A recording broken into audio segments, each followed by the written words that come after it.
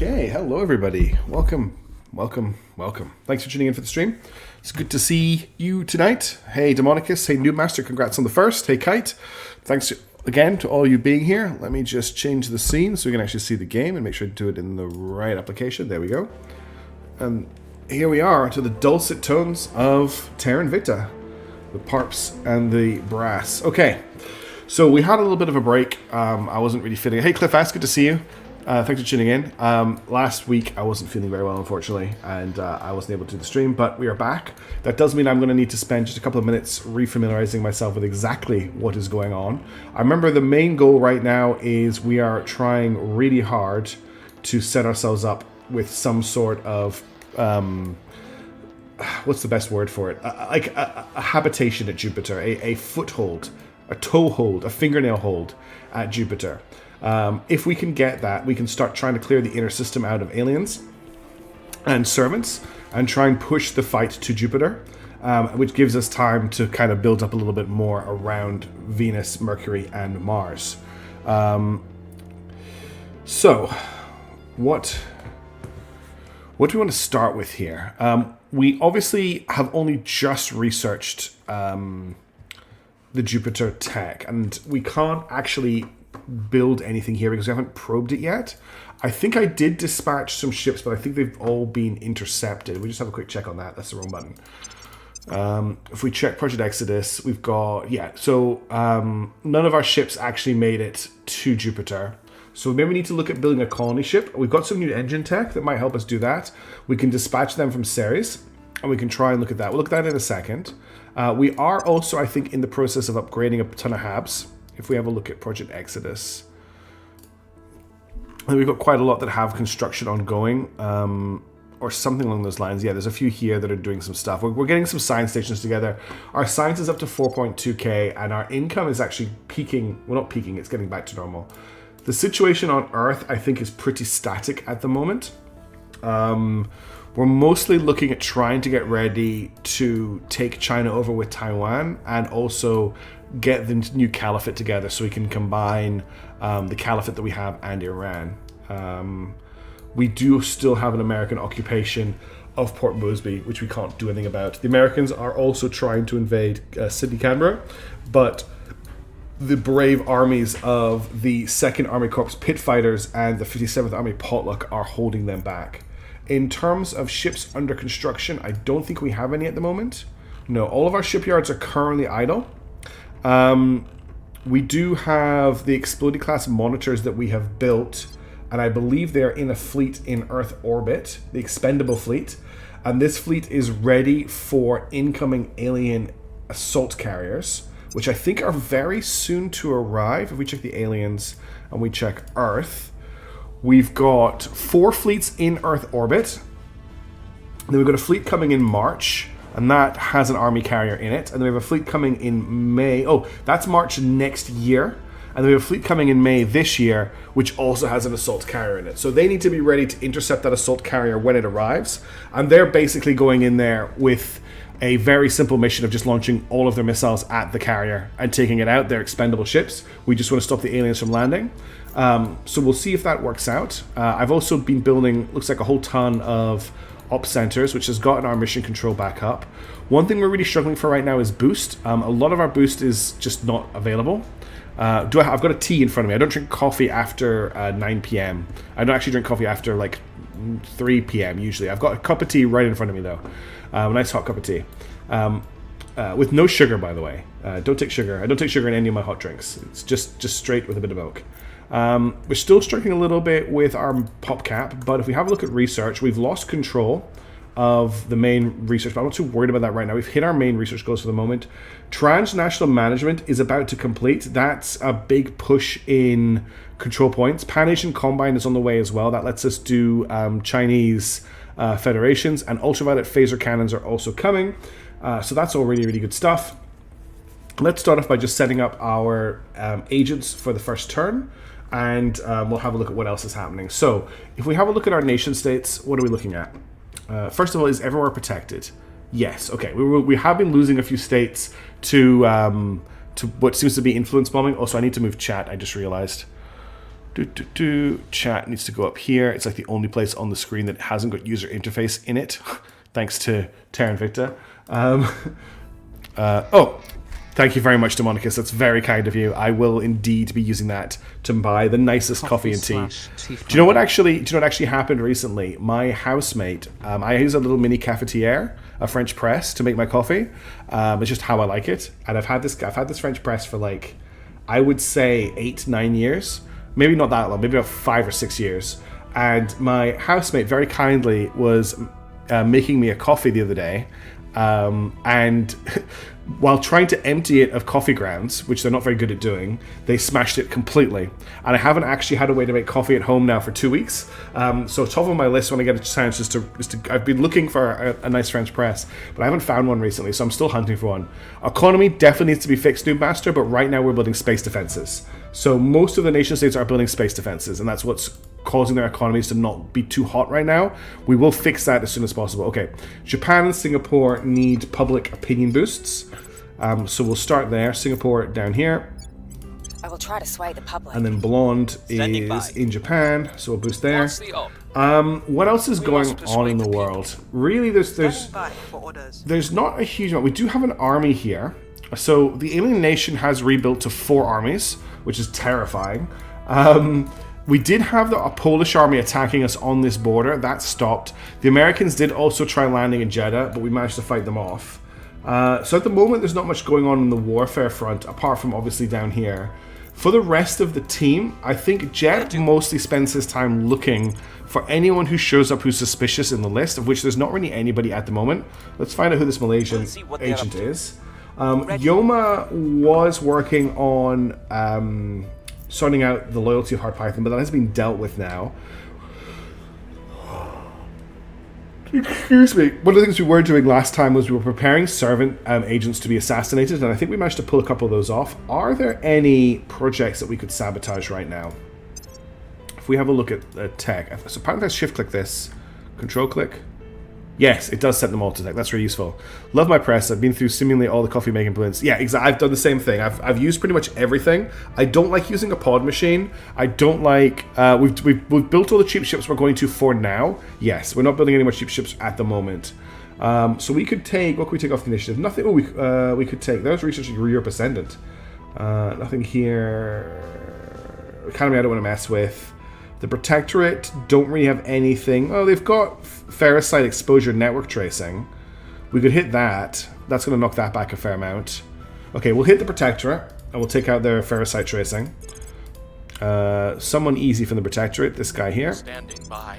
And then Python, generally at the moment, there's not a huge amount for them to do. I'm going to get them to advise in we'll get them to advise in where they are at the moment, just to get them some experience. Let's do an experience point check as well. He's got a ton of XP. So he's currently sitting at a unmodified admin value of 5. Hey, Hildebrand, are we at Jupiter yet? We're able to get to Jupiter. That's one of the things we want to address, is a new colony ship to try and push Jupiter with, but it's going to get intercepted.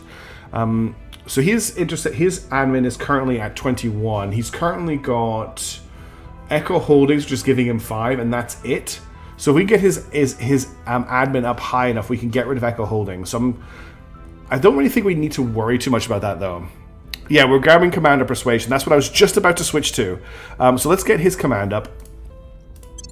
And we can actually get another command on him. So that's nice. She's got a ton of XP. So we'll get her command up as well. It's 2 levels for her as well. I'm just checking here as well. There's nothing here that's giving Hephaestus extraction. That's her. Sorry, down here. There's nothing. There's Xenon Energy is giving 11% space mining bonus. I want to pick Xenon Energy up, so that's our next task. Once we've leveled everybody up, oh god, there's so much experience here to pick up. Okay, your investigation is at 17. As much as I'd like to get your command up, that's really pitiful. If I could bump that up a little bit, that might clear up some room for you to pick up Xenon Energy. So let's bump your investigation up. I'm going to pump that up 2 points. And we'll come back to you in a second. Name's Blonde. I think we'll just go for straight command on you. There's nothing else you can pick up right now. Yomamoa, you've got 41 points. What's your admin at? Your base admin is at 17. If I get your admin up, I can actually start moving some things around. So I'm going to put admin in for you. And Groucho Marx, your admin is currently at 19. Your command is at 24. Let's just get you at max command for now, and then we can work on the rest of the stuff later. Okay, so starting with Jebediah, can I free up enough points to get us Xenon energy? So you're currently sitting at, how much admin do you have? Oh, no, it's how much investigation do you have? What's giving investigation here? Hadrian is giving 2, so we can get rid of Hadrian just straight away. And then we can get rid of Ariga Aerospace, which is nice, but it's kind of dead right now. And that would get us access to Xenon Energy, which is an 11% space mining bonus, which is quite huge. We'd be losing boost. I don't think we worry too much. We'll sell off this. We'll sell off this. And we'll grab Xenon Energy. That's a pretty big boost to our income. Okay, so that's all done. 27 investigation. Yeah. Let's confirm assignments. Everyone's got a job. Okay, we're going to speed time up. We're going to zoom out. Now, we need to be ready because there is an alien fleet about to hit Earth that we need to intercept. Oh, actually, before we unpause, we need to look at ships. So we currently have, if we go into ship classes and hide obsolete classes, we currently have the Norwegian Blue class, which I think is a fighting ship. Oh, I didn't want to build it. I wanted to look at it in the ship designer. Let's try this again. I want to have a look at it here. The Norwegian Blue is... What was this ship for? Oh, this is the ship. Okay, this is our first attempt at a colony ship. So this has a burner drive, and it has the fission platform and the fission outpost kit. So this is...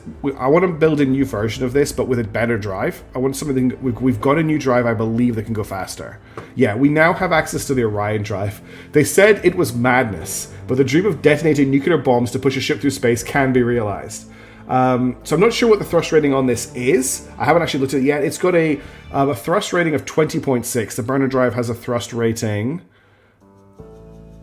of 13.4. Hey, mishaps. So we could try and build an Orion drive variant to see if it can get us out there any faster. Welcome to being awake. You don't have to be here for the start of the stream. I know it's very early for you. Am I winning? That's a very hard... we're not losing yet. We have lost a lot, but we haven't lost yet. So let's make a new ship, because this design isn't going to work for us. We'll stick with the frigate, and we'll chuck an Orion drive in there.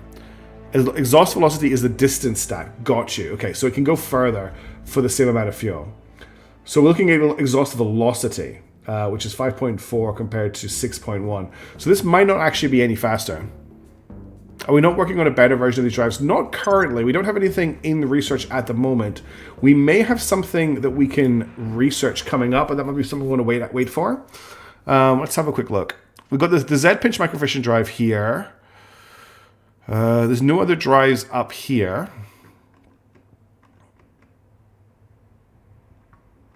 You might be just waiting. There's an antimatter microfission drive. So the burner is still the better drive. Okay.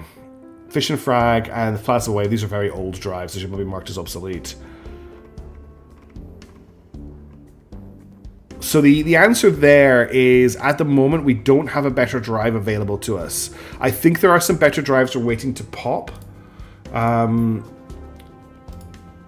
I don't know why I'm going into the tech tree at the start of a stream. It's like, if I want to give myself a headache, I should wait a while.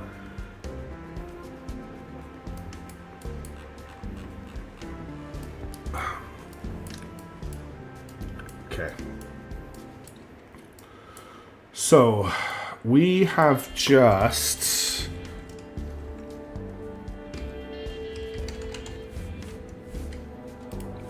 So we've got access to the Z-pinch microfission drive. If we research that, it gives us access to the Minimag Orion drive, which gives us access to the advanced Minimag. So that's not quite the direction we want to go, but that's because it's the Z-pinch microfission. If we just want the I don't know if it's Z-pinch techniques just leads us to the Z-pinch microfission. Okay. I'm not sure what drive we're really waiting for at the moment, but we can hold out for a little bit longer. The Poseidon Lantern, is that coming? Hang on a minute. I'm going to wait for this to load again because I just closed it.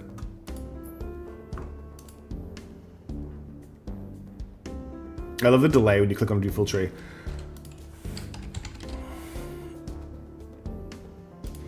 The Poseidon Lantern is available for us to unlock once we've already researched advanced fishing systems, which is the thing. So there's a 42% chance of it popping for us. Oh, we have Poseidon on the list? Okay.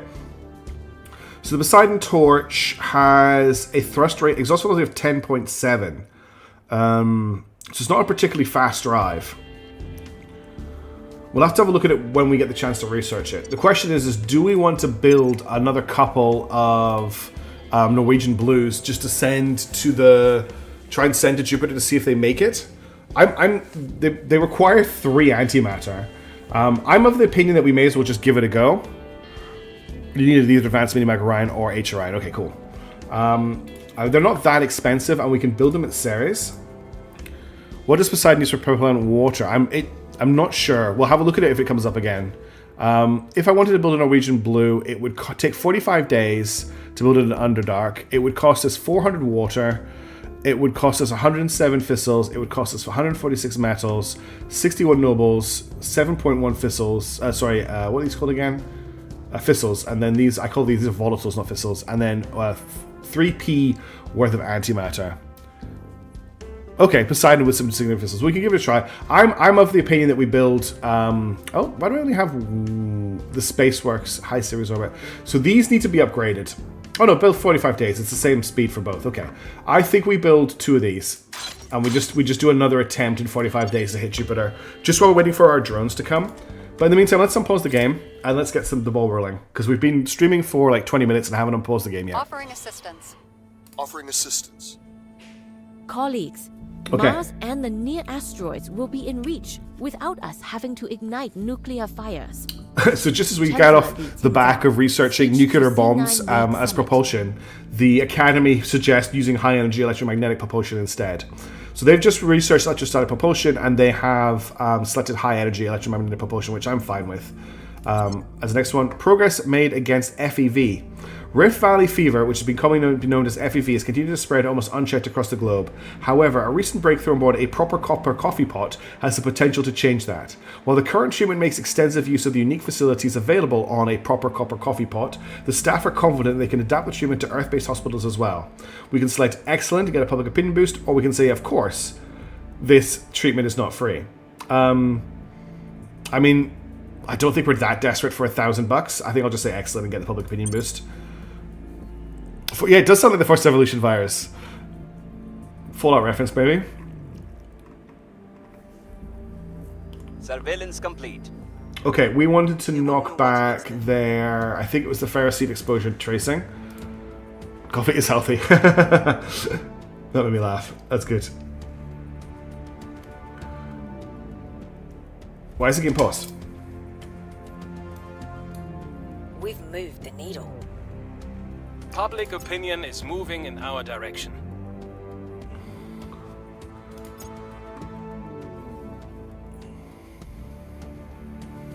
We're very, very close on control points. Finally, New Alien fleet docked. This is the fleet we're going to have to battle with very soon. That's their intercept track, I think. Oh, that's maybe another fleet. We've done another wartime atrocity against Poland somehow, but we'll just spin and deflect responsibility away from us because we've got network propaganda. That's going to cost us 300 influence, but we're not paying any influence for anything right now. Pay 5k, and I don't want to take the public ability boost. Let's just take the influence kick. Alright, new turn, so that wasn't too bad. The first army is in June, July. Yeah, I think it was June, July. It was... yeah, June. Okay. Back to Earth. We need to defend the Republic of the Southern Cross, so we'll get Hard Python to do that. That can be the first job we assign, is to defend the Republic of the Southern Cross. They've managed to... our armies have managed to push off the Americans. Ready for my mission. Which is good. We don't like the Americans in our backyard. In terms of other jobs, let's have a look at public opinion. So public opinion is low in China and Singapore. So actually, I think I'm going to do a double push on China. 67% is a little bit too low for my liking. Making our case. Acknowledged. It always switches for me on who I've got selected. I always get confused. We'll spend a little bit of cash to get that I up. will tell our story. Okay, Yoma Moore. So Jebediah is just investigating people. Who did he find? Is this like HOI 4 with a solar system scope? Having not played any of the HOI games, I can't play for certain, but there is definitely a border gore world domination aspect to the game, but we are fighting a war against aliens. So there's 6 factions. 3 of them are mostly aligned against the aliens. 3 are kind of aligned with the aliens. And then the aliens are their own faction. So you have combat on Earth. You have combat in space. And we're trying to... 8 factions, sorry. God, there's 8 factions. So I think there's probably a similarity. But this definitely has a little bit of a twist to it. Jeb is going to... Yeah, 8 factions including aliens. That's right, because my faction doesn't show up on the screen when I'm looking at the faction screen. That's why I thought there was only 6. We're going to get Jeb just to continue to investigate and find... just unveil people. Oh, he's unveiled everybody. Oh no, there's one person in Liberia he hasn't unveiled. Initiating surveillance. It just means that if an alien shows up, we can find them very quickly. Yomamoa is looking very old. I think we're reaching the age where our agents are going to start getting a bit too old to continue functioning. For her job this turn, I was going to get her to surveil in China, make sure there's no hidden agents doing any work. That's everybody done. But before... Yeah, no worries. We've been playing this game... So you actually start off in modern day with no access to space basically at all, apart from the International Space Station. And we've gone from that to like having multiple stations in orbit around Earth. We've got a lot of mines on Mars. We've got a little bit of a presence on Mercury. We did have a presence on Venus, but we lost it to the aliens. We've got some mines and stuff throughout the solar system, and we're currently trying to push to take back Jupiter. It would be very silly, that's what I was thinking, with the name Poseidon Drive, I feel like it should be using water, right? The one thing I wanted to look at, and it's stuck in my mind right now, there was something I wanted to check before I committed the turn. What was it I wanted to check? There was... What did I want to check? I was in the tip of my mind. There was something I wanted to check here. I can't remember what it was. I was going to have to commit. I can't remember what it was. Sounds like a genetics problem. Yes. There was definitely something I wanted to check this turn before I committed my turn, but I can't remember what it was. Offering counsel. Securing our control. What was it I wanted to check? Oh, I know what it was. I wanted to check the status of building space defenses in all my countries. I've defended the place that's not defended. That's all good. So if we check our regions, China has only 2 regions that are undefended right now. How many planet killer nukes have supported? Sadly, I don't have any planet killers. Central Asian Union still has a little bit of work to do. Iran is fully defended, but we've already changed their priorities. Yep. The Caliphate is fully defended, but we've already changed their priorities. I know that Singapore is done. I believe that Japan is done as well. And I think we're not done in... interesting, I didn't bother finishing in Sydney, Canberra. The Republic of the Southern Cross, but that's okay. I don't think I need to worry about them being hit too hard. So that's what I wanted to check. I wanted to check the status of our space defenses. Yeah. All right. It is not about who hits hardest. It is about who moves fastest. Though even that will get you killed if you have not planned exactly what to do once you get there. So, the Academy have taken over research at the moment, and they are just doubling down on all of the propulsion techs. So now they've completed high-energy electromagnetic propulsion. They've now switched to heavy pulse propulsion. So just pushing down the energy propulsion tree, which is something we've kind of ignored. Hey, Nook.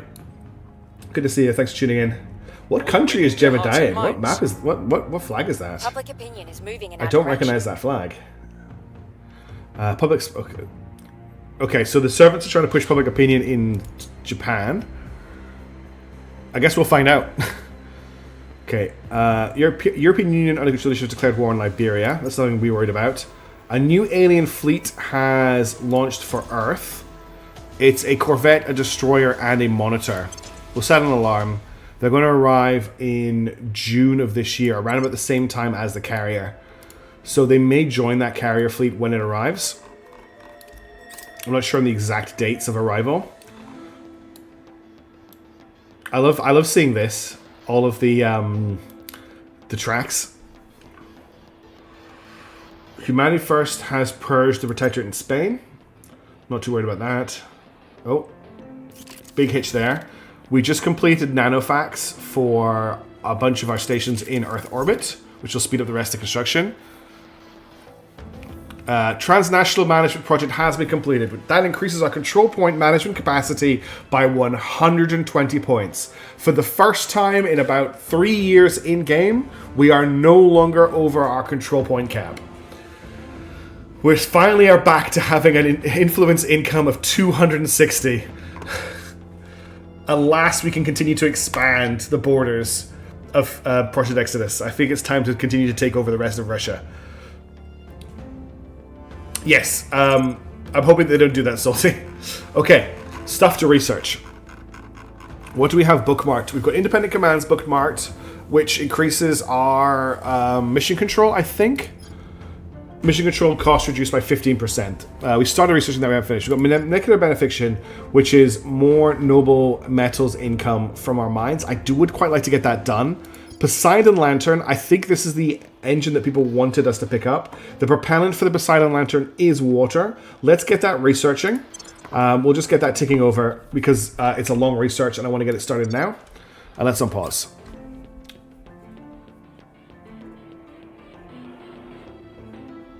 That's it. Okay, that was fast. We've got our... Oh, I need to open the ship naming thingy. Sorry, the music's going to go out for a second while I open the program that lets me name the ships. It always cuts out when I do this bit, and I always forget that I don't have the music running in the background. Yeah, it didn't look like it was too expensive to fuel it, so maybe it'll be a good choice. All right, so we've got 2 new ships. I'm going to pause the game, and I'm going to name them. And then we're not going to give them fleet names, I think, because I think it's a waste of a fleet name, since we don't have that many. Poseidon looks like a burner drive with better thrust and a significant fissile fuel. Okay. Don't worry, I have the VS main menu music. Lovely. Why are you not running, my friend? Oh, have you... Guests are not allowed to use agent in starter plan users. Okay. So, it looks like Replit have changed their licensing so that I can no longer run the application as a guest, which means I cannot get the name randomizer to run. And it's a pretty simple app. I could probably convert it and run it in Godot. But I can't run it anymore, unfortunately. I'm logged in with my account, but yeah, I can't run it.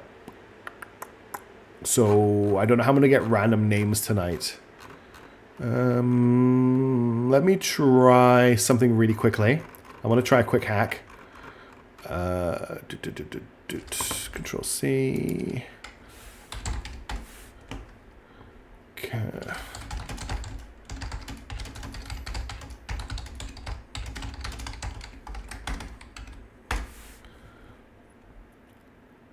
Okay, I've got a hack. So I'm running it off program. So the first ship is going to be called the Crystalline Shine, which is quite a nice name for a ship. And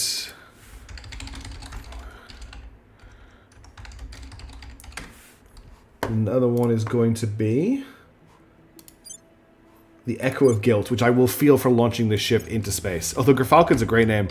Hackerman, yes. I just Hackermanned it during the stream. That's years of having to do corporate high-level IT support. It's just baking it up as you go along. It does, in fact, invalidate the entire point of Replit, yes. So the actual error message is guests are not allowed to use agent in starter plan users reps. So you can't invite people you must have a license, clearly, to let other people run your replits. I'm sure we can find another place to host it. I can just copy the code. If you give me permission to copy your code, Mishaps, because it is your application, I can see if I can run it locally, perhaps, and I'll just take over maintaining the name list. Anyway, I've named those 2 ships. We're going to send them to... yeah, it's the fan output. So I want to transfer them to Jupiter. So where do we want to send them? Well, first of all, let's have a quick look at Jupiter, because I want to check which of the... moons is the one that the aliens have a presence on. Okay, so the aliens have a presence on Ganymede. So we should... no, they have a presence on Callisto. So I think we try and set up on Ganymede and Europa. So I want you to transfer to Ganymede. Neither of them... I actually... water. Water's the main thing. So I think we would have set up at... We'll send one to Europa. And we'll send the other to Ganymede. Every time I say Ganymede, this is a reference that nobody is going to get. But if you ever watch the first series of Red Dwarf, there's a song about Ganymede in one of the... Like a random little ditty someone sings in one of the episodes. And it gets in my head every time. I can't remember all the words, though. There's just like the chorus is something like Ganymede to Titan. Something like that. And it always just gets in my head. A random weird Frost fact. Okay, that fleet is about to arrive. They're arriving on the 11th of June. We're not going to sort until they get here, though. We'll go to new turn first, though, and then we'll get a space combat. Water. Pakistan and under the control of the servants. And Russia. Okay, I mean, Pakistan, if you want to declare war on Russia, which I control, go ahead. That's your funeral. Because Russia is allied with China. And China have the best army in the world at this current time. What we're going to do, we're going to Earth, and we're going to set up our agents for the term. Okay, so Republic of the Southern Cross is defended. We built our nanofax. We sent off those 2 ships, and that alien fleet is arriving really soon. So, for those that are new to the stream, which I think, who was the person that was asking before? It was Holocene. The countries that are colored yellow are under the control of my faction. Project Exodus. So I control China, Central Asian Union, Iran. All of these countries here are unified into one country called the Caliphate. I control India. I control a little bit of India. I control all of this down here. Countries that are colored purple are controlled by the aliens. Taking over Pakistan would mean a lot of people, but their knowledge rating sucks. What I'm thinking about doing is I want to finish taking back Russia. That would get us a much better Navy rating, and it would give us control of a lot of the nukes in the world. So I would like to try and reclaim Russia. It also shouldn't be too difficult to fix Russia.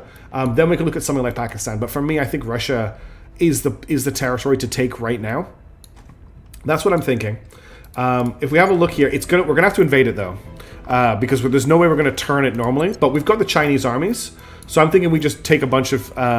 We don't think we take the nukes back. Well, even so, I think Russia's manufacturing base. I think it's a better shout than Pakistan. It's going to be a bit longer to take. It also then gets us border pressure onto Europe, which we currently don't have a way of doing at the moment. And it also just gives us this whole landmass. And I think that's just... I like to have contiguous landmass. That's just a preference of mine. So I'm going to move a bunch of our armies up to the border, ready to invade over into Russia. We probably only need like 4 of them. Our armies are so powerful that on their own, those 4 should be able to do it. Okay, assignments. Let's have a quick look at public opinion. Map painting is a thing you say. Only in this game. I'm not usually much of a map painter. I have to say, it's not something I do a lot of. Japan and Singapore need work. So we'll get human to raise public opinion in Japan, because that evil person is there. We'll get blonde to raise public opinion in Singapore, because they always just tend to not like us. Good day, Chaos Space Marine. Good to see you. How you doing? I will try to sway the public. I agree. Owning all of nature is necessary for purely aesthetic sense. Yes. Now, this agent. Oh, this is the one I was going to say. Can we murder them? But no, they're the one that we've claimed. I've drawn a few. I've actually got on my wall behind me, framed, the map I drew for my 3-year D&D campaign is up behind me on the wall. That was a really good campaign until it fell apart because of homophobia. What's the op? All right, Jebediah Kerman. What are you going to be doing, Jeb? There's nobody on the. There's still one person on the list that's undetected, so let's continue finding people. Yoma Ma. Was there any other projects that you could disrupt? 71113 187 2000 on that one. That's getting close. 3-4. I mean, you can hit the Protectorate and also hit the Policymaker Behavioral Analysis. Let's just do that. I like hitting the Protectorate. It's like kicking them in the nuts. Please keep me safe. Breaching lab security. Standing by homophobia, Nook. So someone in my game came out, and one of the players took offense to that, which they really shouldn't have, and I had to stop the game because of it. It was very unfortunate. They were not very mature, which was weird because their character was in a relationship that I wouldn't have called like a heterosexual relationship with another character in the game, and they were fine with that, but being confronted by someone in the group coming out was a problem for them, and I don't want to deal with people like that. So unfortunately it was 3 years of storytelling down the drain, but their partner was also playing, so when they left we lost 2 players, and yeah, it just got messy from there. We'll do a surveil. I want to just make sure there's nothing else happening in China. Yeah, it happened a long time ago. It's one of the reasons I haven't run a D&D game since, but I would like to get back into it because I love running D&D. I really want to go back and run Curse of Strahd. I've got so many great ideas for running a really non-problematic Curse of Strahd game. Salty, you wanted me to check the prerequisites for H. Orion. Sure. Let's have a quick look. Just wait for the tree to load. Okay. Can I just search H. Orion? I can. So the H. Orion prereqs are Heavy Pulse Propulsion and Orion Drive. Heavy Pulse Propulsion is currently under research at the moment, and I don't think it's going to take very long. How long have I been a DM? I've pretty much been a DM since I discovered D&D because none of my friends wanted to run games, so I was the one who always ran. So I've been running D&D for, God, far too long, like 2 decades. I'm one of those really frustrating... does it kite? That's cool. I'm one of those really annoying, kind of makes it up as they go along DMs, but I've gotten pretty good at it. That 3-year campaign was a lot of just pulling stuff out of my ass, and my players absolutely adored it. I will help them. Okay, Ion Drive is now available. I don't think that's a drive we're particularly that interested in. Pakistani army is moving to Mashhad. Where's that? So we have a Pakistani army moving to this territory sector. So let's move our Caliphate armies over to defend. I think that's all we really need to do there. Setting a watch. I don't like to be too zoomed in on Earth, because it feels... alien fleet launches of Echo 205. So they've just sent a fleet to intercept our ship. It really depends on your table and who you're playing with. So I think the biggest tip I would always find for games is work out what your players want and try and massage things in that direction. If they want a lot of intrigue, give them intrigue. If they want a lot of combat, give them combat. If they want to sit around the table and roleplay, let them do that. Don't try and force it into what you want it to be. Make it like what everybody wants to do. And don't be afraid to say yes, even if it isn't quite in the rules or it sounds a bit ridiculous. Let them set up, let them kind of dig themselves into a hole.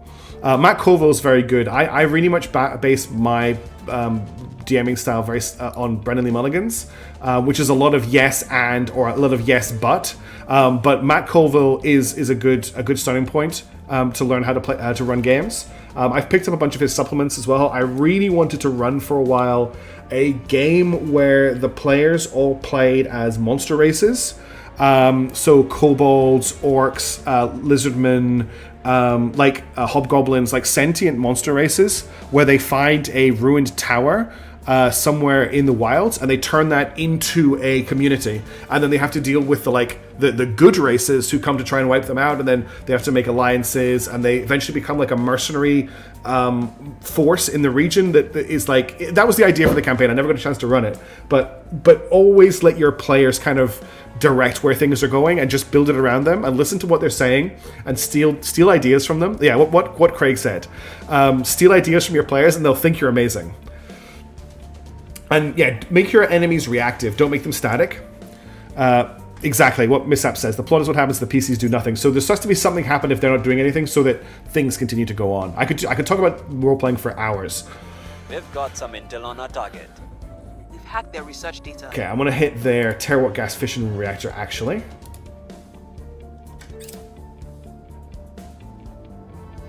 Exactly what Craig said. They think they're amazing. One of the worst puzzles I ever gave my party was a magic door that could speak, and the door, you needed to tell the door. You had to get the door to say open, to get it to open itself. And that taught me a really important lesson, because one of the players came up with a really great solution to the puzzle that wasn't the right solution to the puzzle, but it was really, really smart, and I didn't let them like win the encounter because that wasn't the correct solution. And now whenever I give the players a puzzle or like something like they have to work out, I'll have a set way to solve it. But if they come up with something that's cooler than what I thought of, I'll always say that's the correct answer because it just is always a more exciting and exciting like moment for everybody. Yeah, but they didn't know it needed to say open. That was the problem. Public sentiment is increasing here with us. The Space Force aliens defeated Humanity First at a battle at Congo Station in low Venus orbit. Humanity First lost 2 ships. So we don't actually have a presence at Venus at the moment, which is why we didn't get alerted to this happening, but the aliens are cleaning up at Venus. I'm more than happy for them to be attacking other factions right now. Okay, there's now an intercept on both of our ships, so they're not going to make it to Jupiter. Okay. Armies have arrived to defend. Advanced Vazimir is now available to research. There's a lot happening. I'm just thinking those aliens should be here soon. I haven't missed them, have I? No, it's still May. It's not June yet. An American army is now heading towards Mashhad. Do I have enough defenses at Mashhad? Why are you here? Oh, that's where the American army is heading from. Okay. What do we have defending Mashhad right now? We've got 5 armies versus 1 army. When the Americans arrive, that'll be 1 more army. We will be absolutely fine here. Our other armies, have they arrived on the border yet? No, they haven't. Did I actually give that order? It doesn't look like they're moving. Did I maybe not confirm the movement order? I don't think I clicked deploy army, unfortunately. So our Chinese armies did not move up to begin to invade Russia. I've been running my first campaign for now 3 years, and I don't think anyone's got an RPG horror stories about you. As long as the most important thing is for everyone to have fun, and sometimes as a GM you have to kind of step back a little bit and kind of address if what they're doing or how they're playing is a problem, and that can be very difficult. I was incredibly lucky in my last game that 2 of my players were professional actors, and because of their background, they were very comfortable with slipping into character as soon as we sat down at the table, which is very difficult to do with a group, especially a new group. There's this awkwardness you need to get past, but because they did it so casually and so naturally, everyone else was very quick to get into character as well, and that made our games flow very, very well. But you do not need to be in character to have fun playing D&D. Nobody needs to put on stupid voices. Not that all voices are stupid, but don't set your expectations too high. As long as everybody is having fun, that is the main thing. We got a fish reactor farm on one of our stations, which means we got more stuff coming in. Okay, Purge was boarded. Space defense is online in one of our Russian regions, which is great. Here comes that alien assault fleet. That's fine. That's our armies moving into Vladivostok. We have a combat on our hands very soon. So we've got Vladivostok.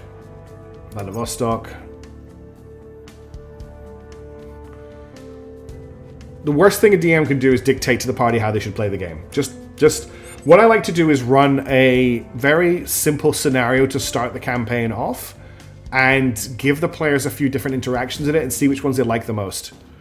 Yeah. Every group's different. Every group likes their own things. Okay. So we've got to confirm our assignments just before this alien fleet hits. Although this has turned into a D&D stream. Okay, let's have a look at the situation in terms of nation states. So we're going to hit China and Japan again, just for public opinion boosts.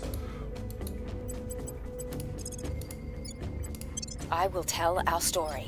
Standing by for orders. China and Japan. Ready to go. We're going to get Jeb. I think Jeb has found everybody. There's nobody else. Nope, there's someone in Brazil who is a mystery, so we're going to find out who they are. Yoma has done all the work she can against the Protectorate right now. They've got... Oh, actually... no, Ferrocite's been done. Policymaker behavior analysis, though, we can hit that. So let's disrupt the Protectorate again. I love disrupting the Protectorate. Let them find Your player group is going to have some spread of comfort with role-playing. Some spread of liking combat. Some variation of everything, yeah. Also, expect at least one player at your table to have absolutely no idea how their character works. And don't worry about it. I had a druid for 3 years who would continually forget that A, she could shapeshift, or B, she could cast spells. It wasn't an issue. Like, just go with the flow. Don't worry too much. It's fine to ask them, like, would you like a little bit of help with your character, would you like some prompting? But don't play their character for them, and let them do what they think is the most fun thing in a situation. And they'll always think of stuff that you haven't even considered. So don't worry if they come up with solutions to problems that, like, break your game, because they haven't broken the game. They found a new way of doing something, and it gives you the opportunity to play off that rather than get frustrated by it. Right, what's Hard Python doing this turn? I think we're just going to surveil up here in Russia, make sure nothing's happening. And then I'm going to push these armies over the border into Irkutsk. We're going to hit an army when we do that, which is fine. I'm going to start taking this territory for ourselves. Yeah, let people talk their way out of fights too. Sometimes it's really satisfying to talk their way out of a fight. Some of my best encounters have been just long conversations. Just make sure that everyone gets a chance to get the spotlight, though. Sometimes one character can really steal the show, especially bards. But try and let everyone get a chance to talk. And cool encounters are always, like, memorable. Okay, here comes combat. We've got a space battle. Victor 863 has arrived in orbit. We're going to sortie expendable fleet. It's going to take them 1.6 hours to get there. Look at the ship having good engines. One of my most memorable ones. Oh, and high-level characters suck. They're not fun. One of the worst things I ever did was I had a flashback session for my party where they all had a shared dream and they played their ancestors who were fighting to at there's a post-apocalyptic setting, and they all were fighting to defend like the last city in this very cool like city fight that I set up for them. But I made them all level 20, and that fight took hours because they had so much stuff they could do. Low-level characters are great because they're really squishy and they only have a couple of things they can do. The higher level a character gets, the longer combat is going to take and the harder they are to kill. And honestly, the more bullshit they are. So bear that in mind as the camping goes on. The characters just exponentially get powerful. My favorite D&D is levels 1 to 5. Anyway, let's get this fight going. We're really just doing one thing here. We're coming in at full speed ahead. We're coming in probably in a high wall. So we're tightly clustered together. We have 8 ships here, 6, 7, 8. And all we're wanting to do is we're wanting to launch all of our missiles. If there's a new group, take a look at the RPG safety checklist. Yes, get a safety checklist, or get green traffic light cards.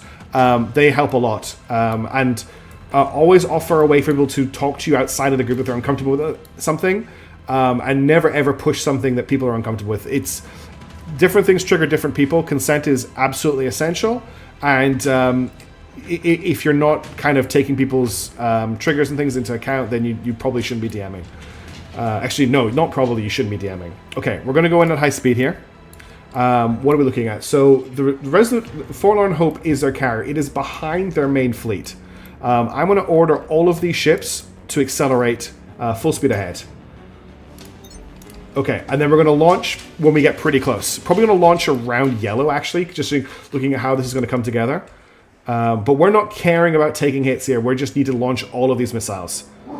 Each of these ships is carrying, 42 torpedoes. So we've got 42 times 8. I'm too tired to do that maths. But that's how many torpedoes we have to take these things out.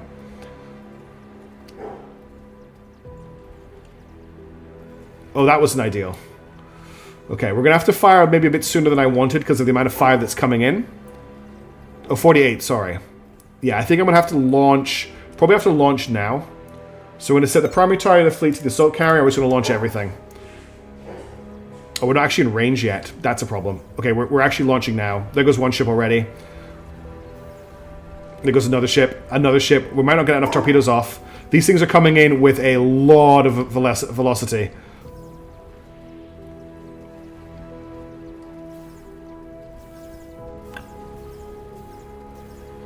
I don't know if we've got enough missiles off. Each yellow dot is a torpedo. We should have launched them right from the start. I think we're going to do it, though. Yes, alien army has been defeated. And we might even get one ship out, I don't know. No. Okay, unfortunately, Earth is now going to take a whole ton of torpedoes. But we did it. Well, mission was successful. We did what we were here to do. Winterwolf's like, what the hell was that?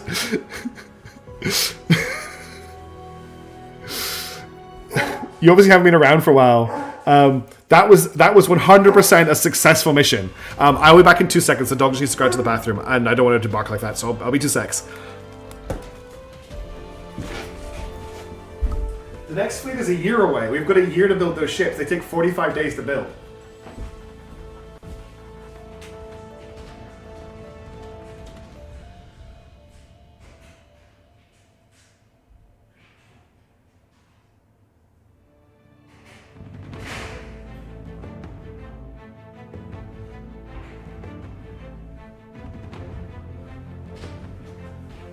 The ships were called expendable class. They had no armor at all. That was that was just a blob of really bad monitors. Oops, that wasn't our main defense fleet. We still have an Earth defense fleet. The aliens lost one ship, but it was the important ship. So just to keep everyone chill, we still have the Spanish Inquisition, which is our main Earth defense fleet. Which actually, wait, did I deploy the wrong fleet?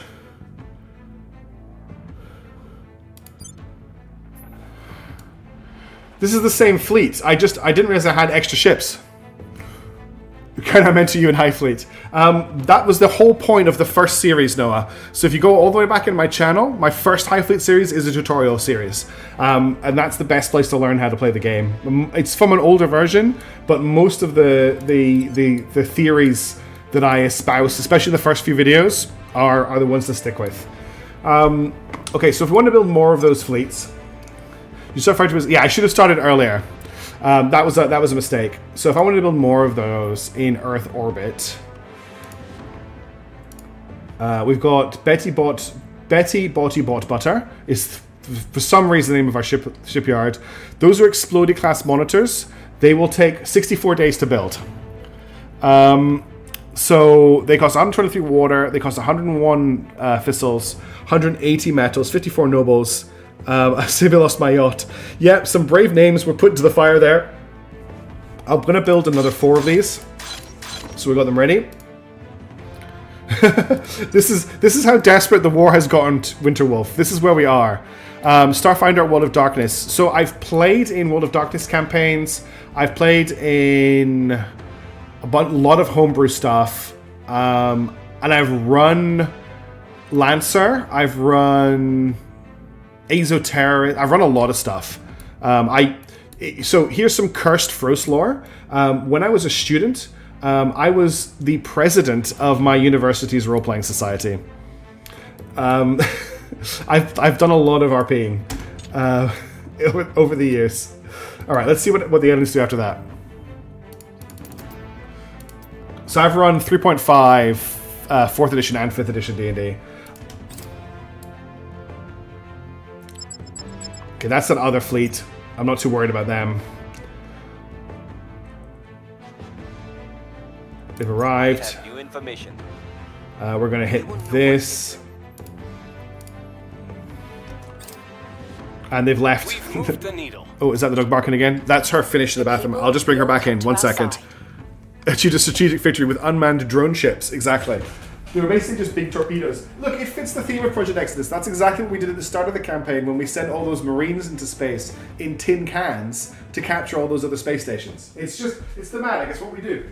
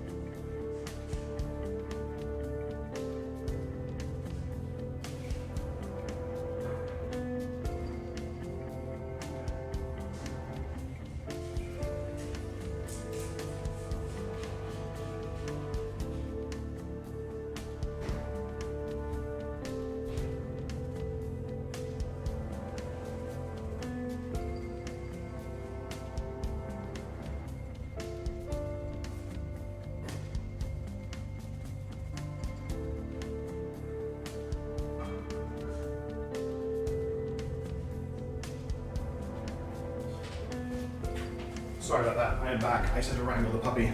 Okay, where were we? Independence Day quote. Hey boys, I'm back. All right. You don't have to be good in D&D. Lancer is very, very cool, but Lancer is... you kind of have to play it with a VTT, as far as I can tell, because the combat is so involved. Most of the combat I do in role-playing games in D&D is more theater of the mind. I rarely break a map out unless something big's happening, but you have to do that with Lancer. You don't have to be good in D&D, but I've never had a fun game where my party have been anything less than ambiguous. Evil parties for me never really work. Okay, let's go. Public support in the Ukraine. Colio drives are available. I've never heard of that one. Or colloid drives, I should say. Crackdown Academy, that's fine. That's not us. 101st. So the 101st Airborne has arrived. Okay, we've got to... Hang on. A bunch of stuff just happened. It depends on what's happening, but I will quite often... Like, for instance, my last campaign had a lot of underwater combat, which is very difficult to model, so I just did that on... Usually, if like a boss fight, I will break out I'll break out a map, but for like... Yeah. For general stuff, I won't bother. So, I just want to check combat here. So, we're fighting the 101st Airborne with our Chinese and Iranian armies. Wow, what a sentence to say. No, actually, it's Caliphate armies are fighting off the Americans. I think we'll be fine there. And then we have invaded into Irkutsk, and we are fighting off the 161st Mechanized Polish Division, who should hopefully get smashed quite quickly, but we've got reinforcements if we need it. Tailspar for my VTT, which has so far been pretty great. The updates are pretty slow due to small team size. I've not actually played online with a VTT very much, apart from my one play of Lancer. All my other games have been in person. Fast and Loose, I think, is the only way to do it, especially... Well, you play D&D 3.5, which is a lot more balanced. 5th edition is really bad for combat encounters. Cyberpunk, I played Cyberpunk as well. American Army moving towards Beijing. Okay, what do we have defending Beijing? So we've got an army here heading for Beijing. I've seen many games of D&D, and the best thing I can say, use life to make real world people to engage in. Yeah, make it believable, make it realistic. We've got one army defending Beijing. I want to move these two armies over to help hold Beijing. Beijing's easy to defend, though. I don't know why the Americans are sending one army. So, first of all, the Lancer basic rules are free. You can run opening campaigns, I think. I have the rules. I bought them. They're fantastic. And there's a lot of online support for Lancer. So they have a web page with an app that lets you do all of your character creation and character management and mech management, and it has all the mechs loaded into it and stuff. And if you buy the rules, you get a license to use the app. It's been a while since I touched it. Lancer is a character... ComCon, that's the thing it's called. What Chaos Space Ranger said. Lancer is the game for character optimizers. If you have players who love to optimize their characters, then it is the most unbelievable system for making the most insane characters with their mechs. It's a lot of fun too. Okay, the aliens are bombarding us. I think they might be annoyed with what I did.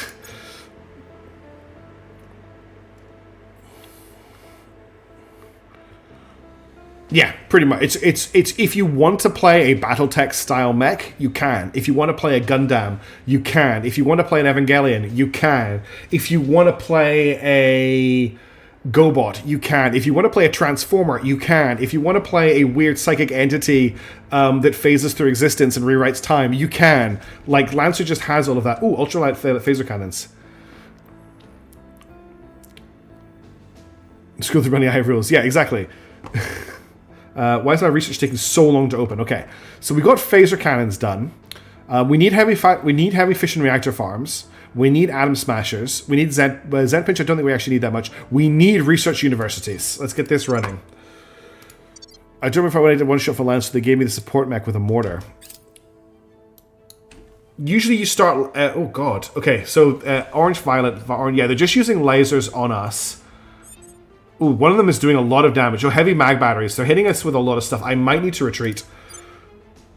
Let's have a look at the state of the army.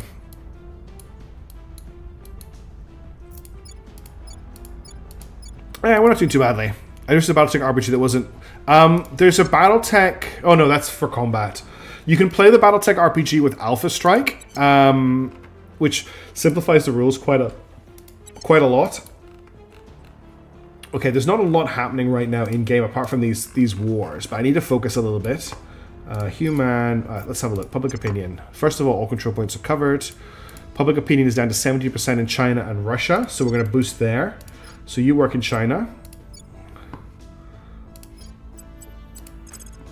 Can someone give me context about this game that we're playing right now? So this is a grand strategy game. You're Sir Robin, yes. Must persuade the people. This is a grand strategy game set in modern-day Earth where an alien invasion is happening. But the aliens start off by trying to subvert humanity, and when that kind of goes wrong, it turns into a hot war. There are 8 different factions, including the armies. Think of them as like different Illuminatis, all with different goals for the war. I'm here. 3 of them kind of want to beat the aliens. 3 of them kind of want to work with or exploit the aliens.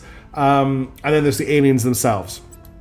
So we're fighting over Earth, but we're also fighting over the entire solar system, which is a really big prospect. It takes a long time to play. I have been running this campaign on this Twitch channel and YouTube channel for a year now, at least. And it is not anywhere near finishing. I've actually forgotten what other country I needed to do. Russia. We're at 2048 just now. Yeah, they modeled every little space model, and you can build mines on them, you can build habitats, you can build bases on them. You can do a lot. Making our case. Okay, Jeb, anyone else for you to find? And then, so on Earth, you have these agents that you can get to do jobs, which is what I'm doing with them right now. And then in space, you're mostly building base and sending out space fleets. And you build your ships from scratch. That's why 2 want to beat the aliens, 2 want to surrender, 1 wants to leave, 1 wants diplomacy, and 1 wants profit. Yeah, Kite had a better summary of the different factions there. We are playing the faction that wants to leave, but we've also kind of ended up saddled with the job of defending Earth as well, because the other factions are so bad at it that if we don't defend Earth, there's not going to be an Earth left over for us to run away from, essentially. Where to? I might need to reinforce this if we continue to get bombarded, but that's fine. How are we doing in Iran? We are smashing the Americans by the looks of it. So let's confirm assignments for the turn. Let's unpause. Initiating recon.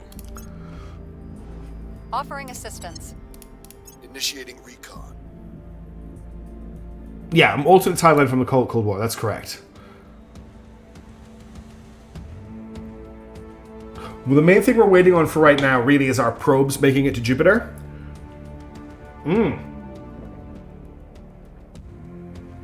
This is a huge technology. Absolutely massive tech that we've just researched. So, China gets a claim on Irkutsk, which is a place we're fighting for. Hanoi, Kathmandu, which means we can take over Mongolia again. Ho Chi Minh, Sapporo. That means it's got claims on Japan. So we could already consolidate with Japan if we wanted to. And parts of Russia too. And the Pacific Defense League is now open as well. So that's really big, because that's going to reduce the pressure on our control points as well. Always so much more technology from the... Why are alternate timelines from the Cold War always so much more technologically advanced than us? Well, so we actually... Rare comment. We actually started off with parity tech. But what's happened is this war has forced a massive push in technology, as war tends to do. But with the introduction of exotic alien materials has bootstrapped that as well. Yeah, it comes in all about East Asia. So that's one of the reasons why technology has bootstrapped itself so much. And yes, Super Channel. Oh, hey, Kashmir Goat, how you doing? Thanks for tuning in. I appreciate you doing so, and thanks for saying hi. I'm trying to catch up with chat at the moment. I'm actually struggling to keep up to date with it. And yes, so the new Xenonauts is coming, and I will be playing a campaign for it as soon as it does. Right, new technology. So we are currently researching. If I just back out for a second, we are currently researching the research universities and the Poseidon Lanterns, which are both engine techs. So we probably don't want to pick another space tech for our third slot. Space hospitals are an upgrade for us. We've got the heavy fission reactor farm. Titans are probably not something we're going to be building anytime soon. What's wrong, puppy? Oh, she wants me to wrap her up in her blanket. 1 second. Sorry about all the dog disruptions tonight. the weather's gotten a bit stormy and she gets scared. Come on, you get to bed. I'll tuck you in. Good girl. Oh, don't trip over. So look. Your foot's caught. Your foot's caught in the blanket. There we go. Alright. You go to sleep now. Good girl. Yeah. She just likes to have a blanket over her when it's rainy. It's very complex, Noah. Honestly, a huge part of this campaign is chat keeping me right on a lot of stuff that I'm getting wrong. For instance, I'm legendarily bad. Druggy. Puppy's very important. Dog disruptions are added value. She's very, very important, so don't worry. We're more advanced than I can. What else did I want to say? So I'm repeatedly very bad with engine technology, and that's one of the things that chat keeps me very good with. I think I will just get Titan's research so that it's done while we're waiting for some other stuff to pop. Surveillance complete. The people will come to our side. Okay, what else have we got going on? The needle. Czechoslovakia, that's fine. They're bombarding us again. Yes, well, there's also 2 cats in this house. But for those who are new to the stream, the puppy is actually not a puppy. She's getting old now, but she's a rescue dog. And she has a lot of issues from when she lived on the streets.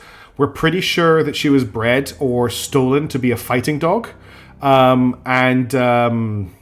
She's not had the best life before she was rescued, but she's doing really, really well now. Compared to how she was when we got her, she's just amazing now, which is wonderful.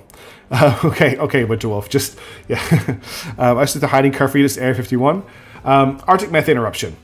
Scientists monitoring the Arctic. Oh, this is the other thing that happens is this game also models climate change based on what's happening on Earth, and the aliens are also xenoforming Earth, which means my streams continue to get marked for misinformation about climate change. Scientists monitoring the Arctic have detected an eruption of methane gas in Novosibirsk. Melting permafrost led to an eruption of methane gas from ancient deposits previously stored safely under the ice. This is the effect of exacerbating global warming that caused it. We will dispatch a team to gain some research from that. We should have a look, actually, at how things are looking. American army moving to Hohhot. Where is Hohhot? Okay, they are retreating deeper into our territory. Let's send an army to intercept them. So they're trying to make a run for this territory sector here. Can I spare any other armies? Not really. I've got these 2 armies here. It's going to take them 11 days to get there, but the Americans are trying to run. They're trying to run for here, which is pretty funny. Alright, looks like there's a collaborative effort to push me out of Russia going on right now as well.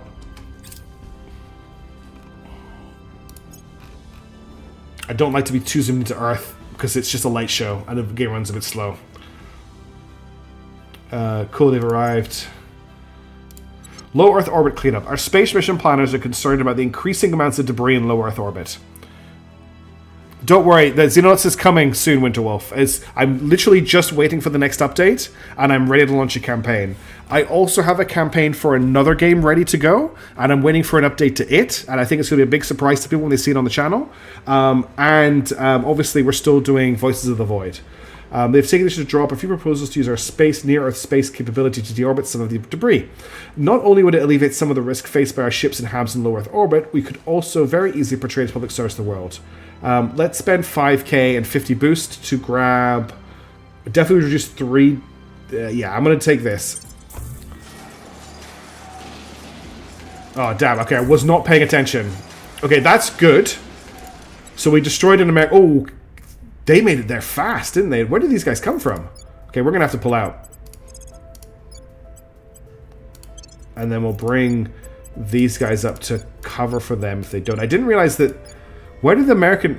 I had no idea the 2nd Division and the 10th Mountain Division were A, built, and B, there. They weren't there 2 seconds ago, so they just teleported in. I was not ready for them to make that move. Okay, so we just lost an army in China. So I want to go back onto build army for the moment. Until we are back to that number. Bangladeshi army is moving to Guwahati. So they're moving here, which, okay, these armies then need to move back to here.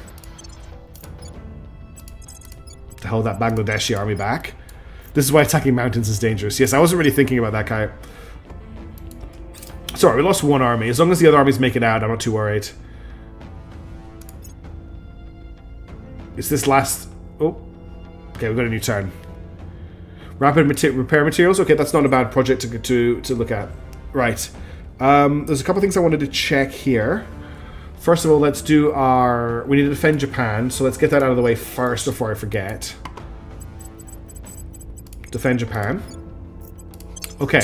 So in China, what can I do in the way of federating? So I can federate with India, I can federate with Japan, I can federate with Russia, and I can federate with Singapore. That's just such a huge coup for me. Do I just federate with all four right now? Where's Nepal, Bhutan? Is this Nepal, Bhutan here? That's Ulaanbaatar. This is Nepal, Bhutan, right? Yeah, okay. So we could also take over Kathmandu very quickly and federate with that as well. But, okay, let's think about this. If I federate with India, Japan, Mongolia, Russia, and Singapore all at once, that's going to kind of hit our... It's going to massively bring down our military rating. That is a downside. Because it's going to average our... It doesn't... No, so federating is fine. It's bringing them into one nation. Yeah, we can go ahead and federate. Okay, that's all good. So what we'll do is we will just check our public opinion. Russia and China, I'll give them both a bump. I'm actually just going to do a double push in Russia because there's definitely negative campaigning going on there. Reporting in. And then we will get you to set national policy here. On my way to the And we'll capital. get you to set national policy here. On my way to the capital. Or they shrink, Tiram. Maybe they shrink. Because they're all becoming one. Okay. And let's zoom out so I'm not... Well, actually, no. I want to keep an eye on this army. I want to make sure this army makes it out. So how badly damaged are we here? Okay, hopefully we're not going to lose any more armies.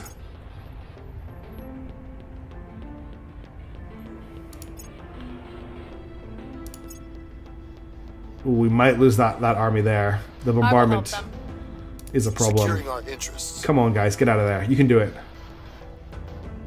Come on. Pakistani army moving towards Lhasa. All right, we've triggered. We've clearly angered the giant here. It's been all quiet on all fronts for quite a while, and then me invading has caused a whole ton of invasions. Nation, one of them grows, yes. As the China only has claim on India's far east region, so it's only 2 unifications to properly transfer. Okay, gotcha. We need the Pan-Asian Combine, really. Okay, that's... All of those armies have pulled out without dying. That's good. So we didn't lose anybody in that retreat. Okay, we also pushed the Americans out of here. Public opinion is moving in our direction. Exactly, Demonicus. We're winning their hearts and minds. The economy in Singapore has grown to the point the nation's added a control point. Ah, well done, Singapore. Singapore has not had 3 control points in quite a long time.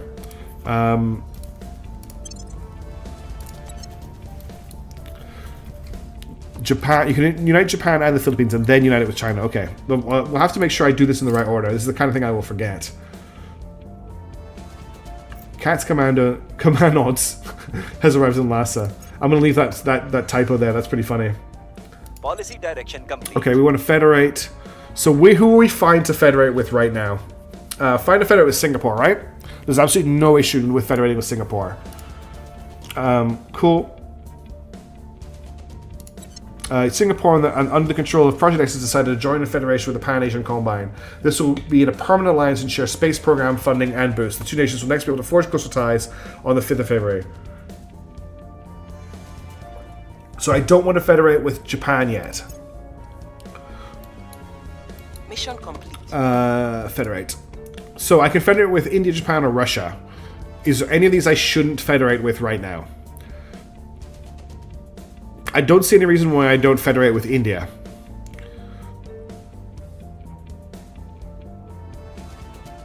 I'll give it a couple of seconds for the stream delay. Singapore grew their economy, now on their way to being eaten by China. Yeah. They got too profitable to continue existing on their own. What about tech? What about tech, Druggy? Is it Drugi or Druggy? Am I saying that correctly?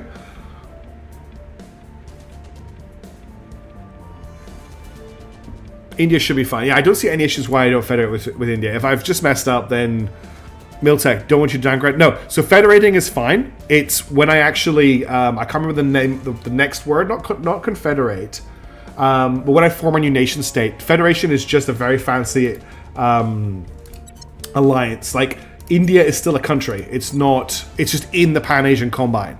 So it's the next stage up where I lose the Miltech. Cool, that's fine.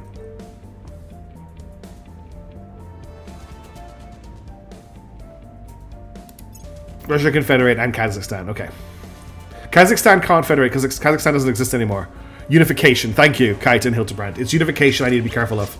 Okay, let me use my backdoor name selector to give these ships names.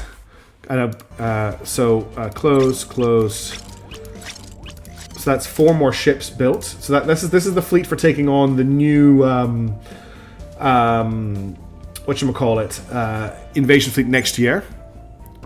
Yes, the Mishap says it correct. It's more like the European Union than this is the Tarantula. And then the next ship is back to our name selector. Well, we can't use the old name selector anymore, TRM. I don't know if you're here for that part of the stream, but it is they've disabled me from being able to use it. So I've had to set up a. Oh no, you were here because you called me Hacker Man. This is Phlogiston.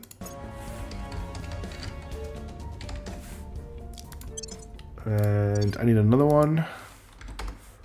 And I need another ship. Why did this change? This is the Flying Dutchman. Wow, the Flying Dutchman has made it to the front line. How do you win this game? So each faction has a win condition.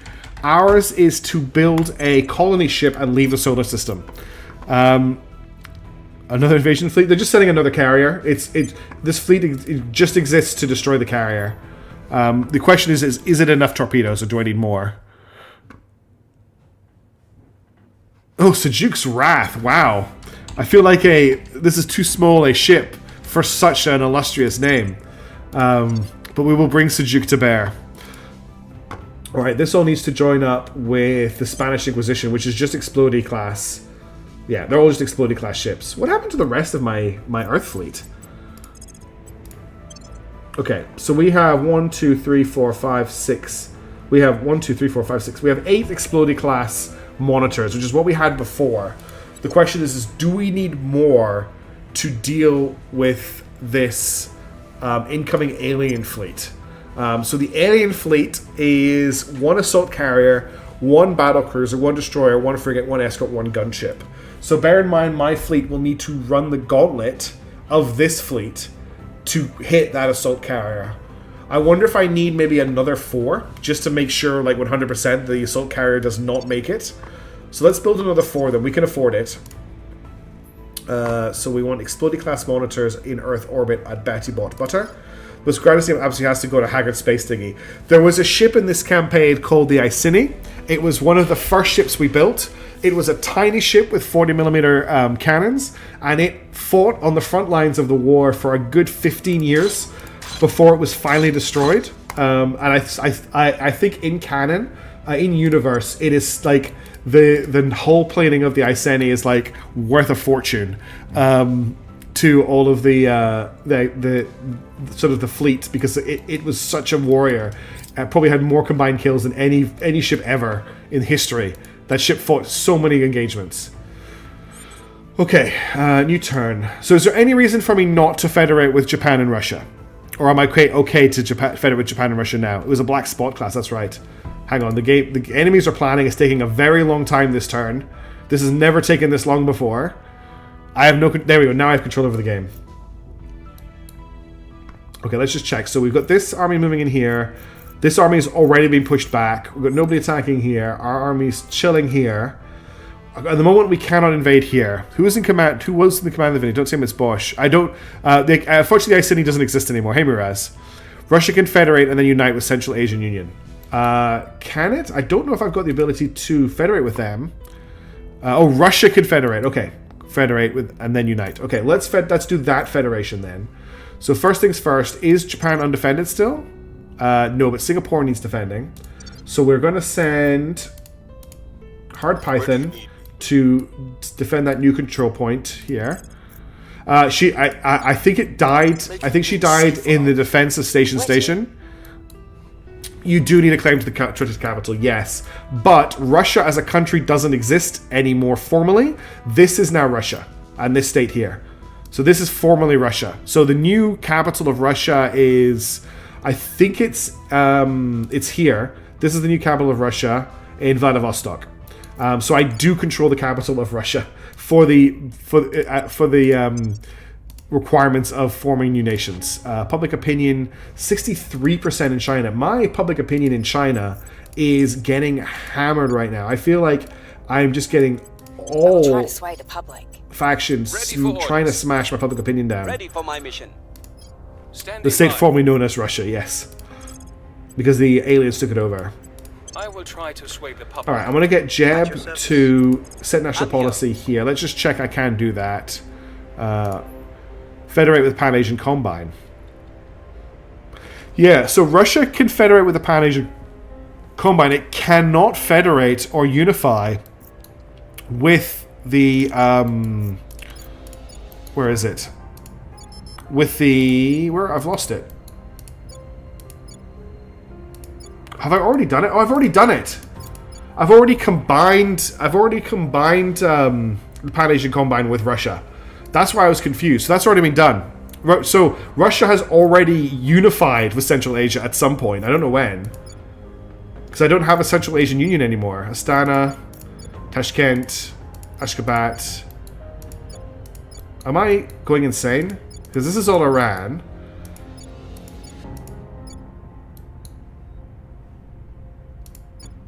Did the aliens take over Indonesia? They did, unfortunately. I wanted to take Indonesia, but they took it. So I must have unified them. You know what I did? I did it when we were really struggling for control points and I desperately needed control points. That's when I unified them. I did lose my Central Asian Union, yes. So with that already done, I think I can just go ahead and federate then, if that's what we're holding out for. So I will set national policy in China to federate with Russia. And I won't do that in Japan until we research the Pacific Defense League so that we can take that other country. That leaves Yomamor, who has a mission to assault the aliens in the Central African Republic, who are doing stuff over there that we're not happy with. Let's confirm assignments. Have I watched Down Periscope? No, I haven't. Alright, there's no conflicts happening on Earth right now. We're still just kind of waiting for our fleets to make it to Jupiter. I was just about to say, and they are being chased. We're not going to get away from this, unfortunately. There's nothing we can do. I will try and evade, but it's not going to work. Yeah, it didn't work. We've reached the ball-in phase, yeah.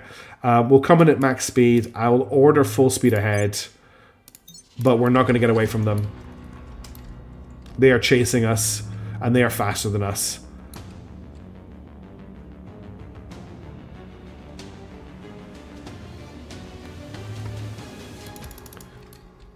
It's pretty on the nose. Can I rotate you, even though you're out of fuel? No, I can't rotate you. I didn't turn it around in time. I didn't realize it had that little delta V. Oh, look at this! Look at this! It doesn't have a chance anyway. Oh wow, the laser's doing great work. Actually, that's all the torpedoes gone. Took a lot of damage though. This is why we don't use up all of our fuel. Yes, okay. Boom. There goes a colony ship. Intercepted and murdered by insipid aliens. I did spend all of its Delta V. Yes, I was stupid. Alright, that's another loss for us. Do I want to build another 2 is the question. Offering counsel. Protecting our interests. Probe has arrived at 3552 Don Quixote, which is not particularly exciting in terms of what it offers, so that's fine. And there's the dog. That's the dog snoring, by the way, in the background, not a human. The space forces of the Servants defeated Humanity First in a battle at Delaney Station in low Earth orbit 2. Humanity First lost 1 ship. So let's have a look at that Servant fleet. What are the Servants running in their fleets right now? Oh, there is apparently no Servant fleet or Humanity First fleet in Earth orbit. Huh. I've not messed this up, right? Fleets, the Servants, nothing in Earth orbit. Humanity First, that was definitely... Humanity First hab has been destroyed by the Servants. So where's the Servant fleet that destroyed the hab? Was it in Mars? It must have been exofighters. You can destroy habs with exofighters? That's wild. I didn't know you could do that. A tremendous earthquake has struck the Zhengzhou region in China. The damage is already done, and we can't really do much to help, but we can make a show providing assistance for public relations. We might as well use the opportunity. Spend 330 ops. Grant public opinion. Causes major damage to economy and population. Okay. This is a movie I love. Honestly, sorry, I need a tetanus shock just looking at it. I mean, only the bird dropping. Is that the is down Periscope the one about the really rusty submarine? The guy who played Frasier is assigned to as like a joke. It's like a comedy. I failed to mention. Oh, that's fine. Good to know. Was that what question you answering? Yes to Hildebrand. All right, we'll federate with Russia. That is down Periscope. Okay, cool. So I know of it. I just haven't played it. Sorry, watched it. The LZ is secure. It looks like 2212 Hephaestus is on an intercept to Earth, but it's not.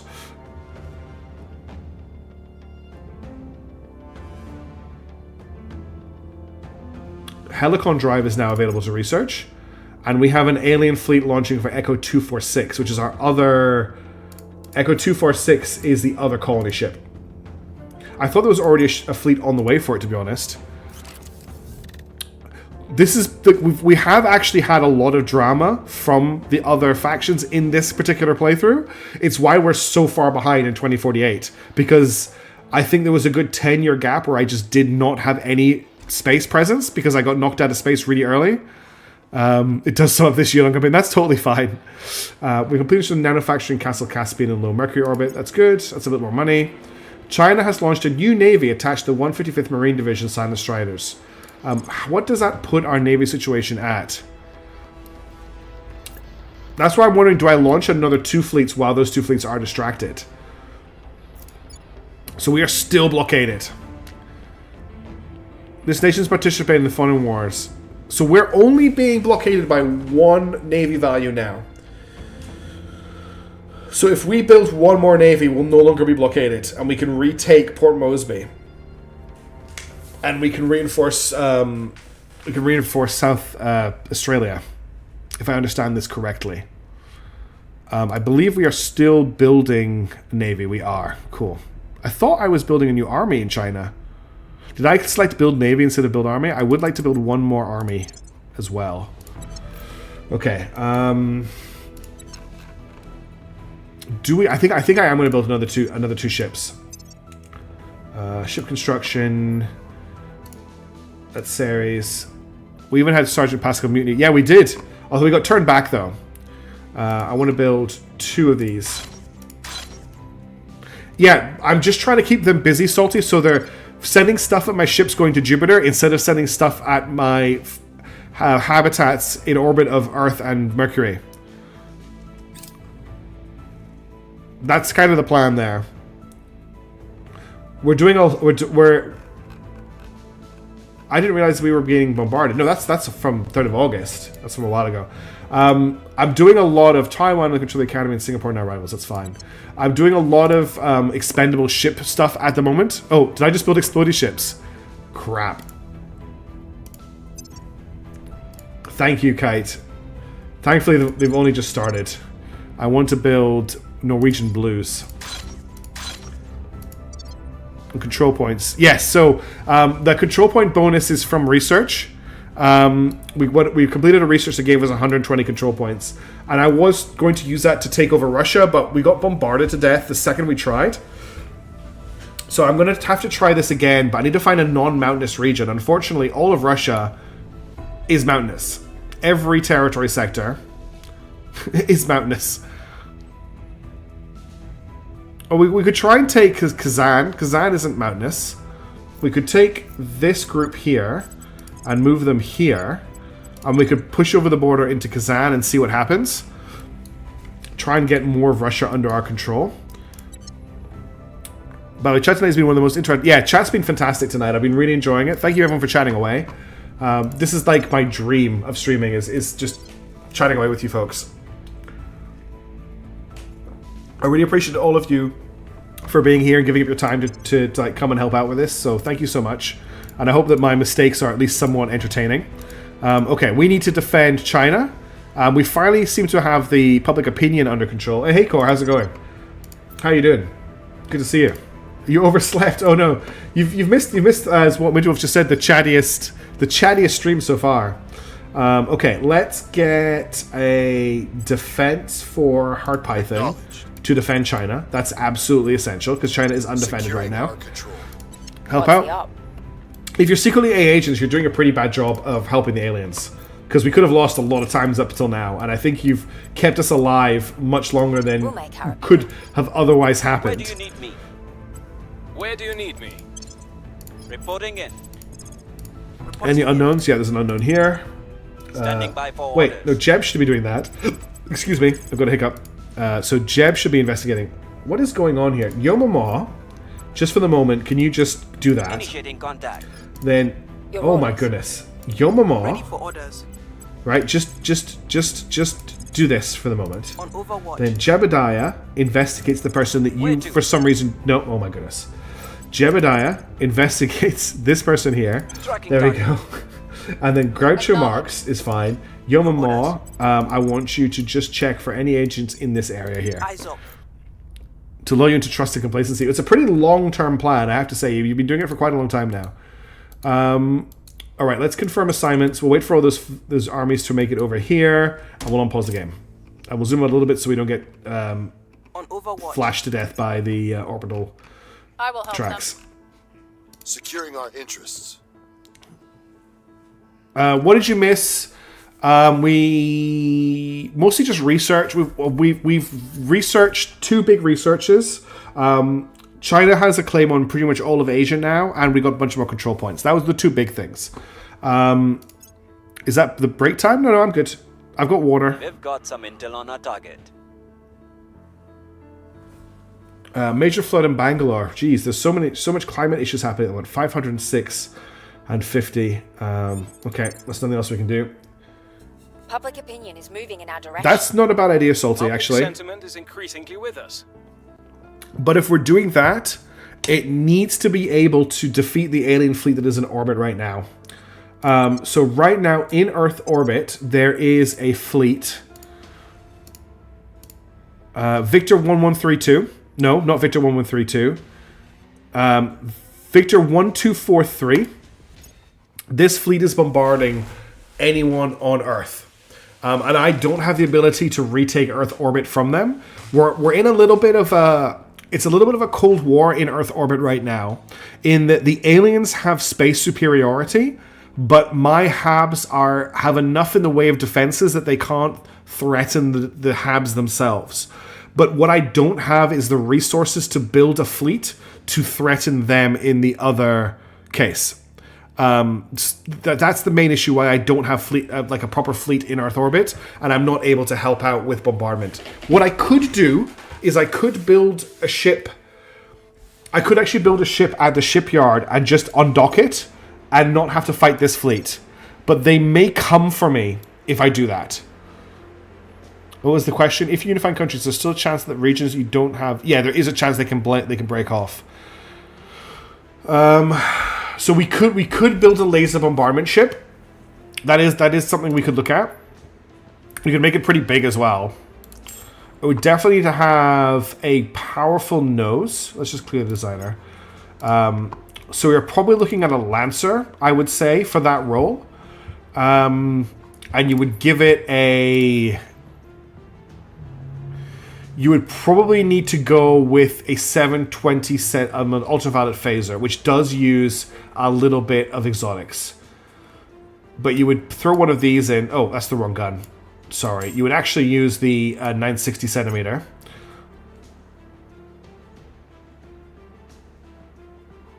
And then for hull weapons, you would probably want to go with a 120 centimeter ultraviolet phaser battery as well. Can these bombard? Actually, I need to check that. There should be a thing for can bombard, not through atmosphere. So phasers can't bombard through atmosphere anyway. It has to be green lasers, doesn't it?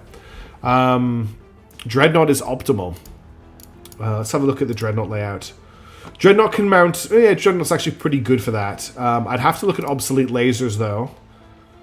And well, actually, first of all, we'll have a look at nose lasers.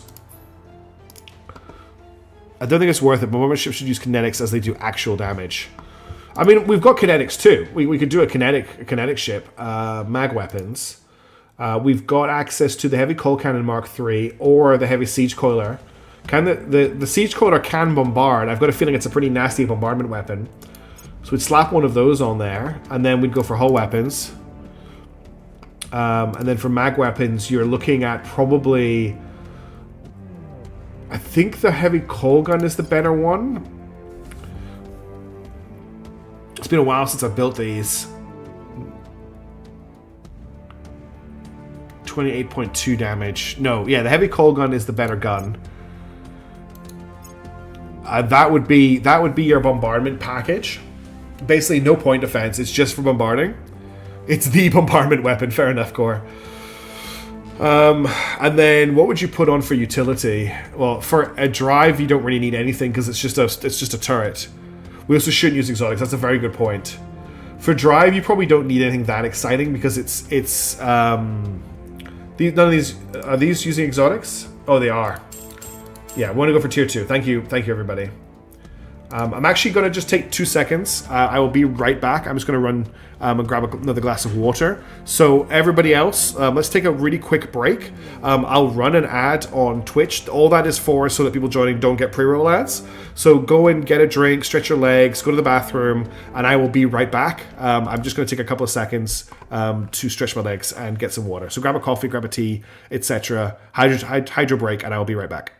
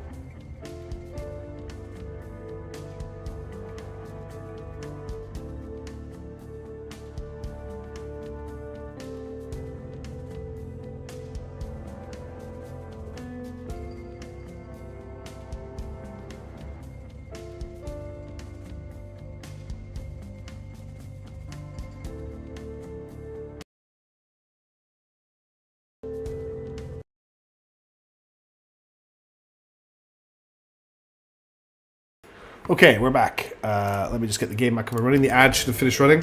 I don't run the ad. The reason I run the ad, just to explain, is that if you do that on Twitch, it means that when people join the stream, they don't get a pre-roll ad. So I only do that when I'm going to take a break and I'm going to step away anyway. And that's why I tell everybody else, like, go and get a drink, go and get a coffee, go stretch your legs. So I'm not forcing you to watch the ad or anything. It's just to make it better for other people joining the stream. It's just a weird Twitch thing. If you do that, it means people don't get pre-roll ads. I should actually try and start my streams with it so that, like, once they get going, there's no pre-roll ads either. And apologies for that. Once you hit affiliate on Twitch, you can't control, you have to have ads, unfortunately. And I'm probably never going to get Twitch partner, but Twitch affiliate is kind of cool to get. Anyway, also thank you very much, Noah. I really appreciate you saying that. That's very kind of you. And same Hildebrand. I'm glad that I inspire you to do better than I do. Okay, ship designer. So looking about this ship, first of all, we want tier 2 weapons on it. So let's go to mag weapons. Let's look at the tier 2. I think it's still the heavy call gun we want. That is 41.5. Yeah, we want the heavy call gun. So 2 of those at tier 2. And then for nose weapons, we want guns. Nope. We want mag weapons. And I want the tier 2 nose weapon, which isn't using exotic. So I want the tier 2 heavy siege coiler. Then I have unmuted the mic, right? I'm not being an idiot. I have unmuted the mic on Twitch and YouTube, right? Yeah, I have. Okay, cool. Being a streamer sometimes is scary. Oh, big space boat. Yeah. So this is our bombardment ship. Now, for a drive, we probably don't need a particularly big engine on this thing. It's basically just a big bombardment ship. It doesn't need a big gun. So I'm thinking we just stick with something simple, something cheap like a Vasimir. It doesn't really need an engine at all. We'll go for probably a molten core fission reactor. We'll obviously use the crew in the hull. I know, we're going to go for it. It's a big stick. Quantum battery. We'll grab the tin droplets. Utility modules. We'll grab the targeting computer. We'll grab a repair bay. What else does it need? I'll give it... It doesn't really need ECM. Doesn't need a flag bridge. We'll give it component armor. We'll give it... A lot of this stuff it doesn't really need. It's not really ever going to be in combat. Yeah, okay, we can give it a heat sink. Does it need a slush tankage? Because it's not going to move. So the slush tankage is great if it's moving. First, do you have the ability to declare exterminators on Earth? No, sadly I do not. I mean, like, it doesn't even need magazines because it's not always slush tankage. Okay, slush tankage. There you go. We've put the slush tankage on. Vectored thrusters, just to give it a bit of a turn rate. And then armor, it doesn't need armor because it's never going to fight anything. So we just put like 1 armor in each. I will give it 1 propellant tank. The idea behind this thing, yes, it needs armor. It's not going to fight anything. It's for bombarding from orbit. It's not for fighting enemy fleets. Sometimes ground bases shoot back. It's not shooting ground bases. It's shooting enemy fleet. That's actually a really good point. There are space defenses on Earth now, aren't there? Oh, that's frustrating. It does need armor. Pray they don't have space defense. It's for bombing armies, exactly. Yeah. We could give it armor, right? If I gave it 200 frontal armor, what's it going to cost me? 892 medals. I wanted to build 3 of these things, just from bombarding armies. I think that's a bit excessive. We can give it 50 frontal armor. We'll give it 5 here. We'll give it 10 here. Because basically it's just going to undock and then it's going to bombard for its entire existence. It doesn't need to fly anywhere. I need a name for the ship design. So first person in chat, or if there's a couple together, we might do it. Ground Force Eraser. Done. This is a Ground Force Eraser class. It does need fuel. Yeah, it's got 1 propellant tank. And it does need engines. No. 6 engines. We'll give it enough to get around Earth. 10, I'll give it 10 kps, which is, where's the delta V? Yeah, 10 should be enough. I'm not sure we can afford that. They used to run the risk of being attacked by alien fleets, and they might chase them back into the station.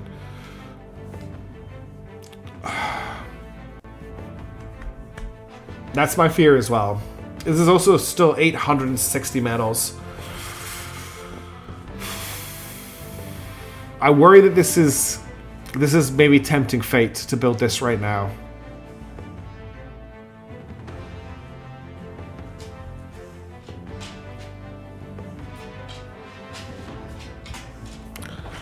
It doesn't have any point defense at all, which is a problem. If you're thinking about it in a fleet component. The utility slots were just what we were thinking, because again, it's not designed for combat. It's just designed to bombard from space. That's all it's going to do. It's not a combat design vessel.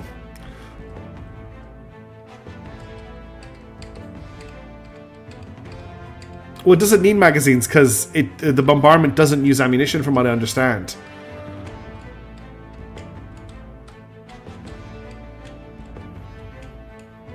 Yeah, I don't think I'm going to build it right now. We will save it, but we're not going to use it just now. We'll come back to it and maybe redesign it later. I'm going to leave it for right now. It does use ammo, okay. So maybe we want to come back with things. Okay, so I've got 7 armies here. Do I want to push over the border into Rostov-on-Don, or... No, I want to head into Kazan here. Let's see how badly this goes for us.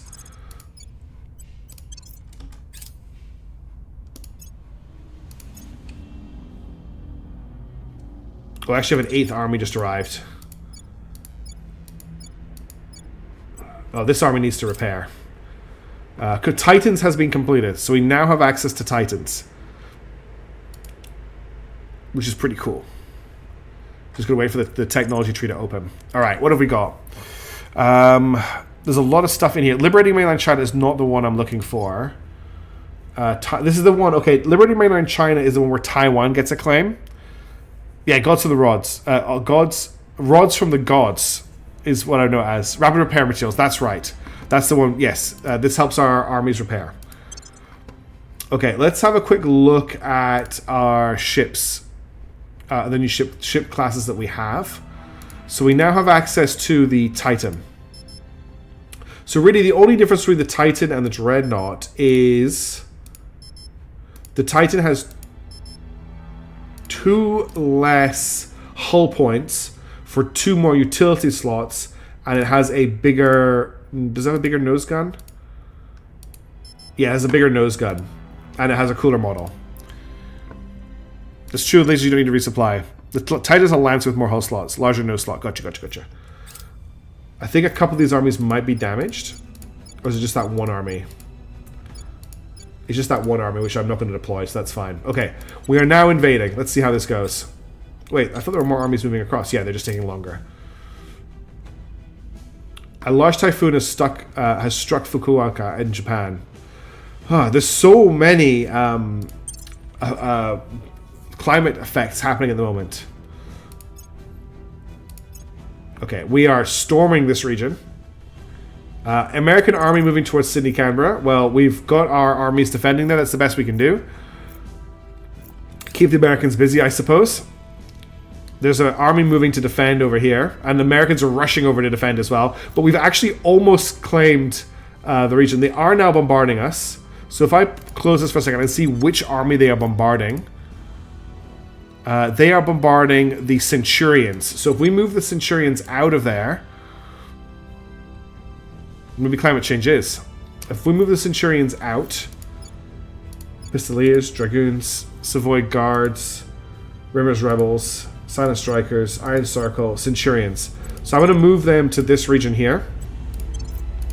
We've almost speed run taking this region, but unfortunately we're going to run into some defenders in a second.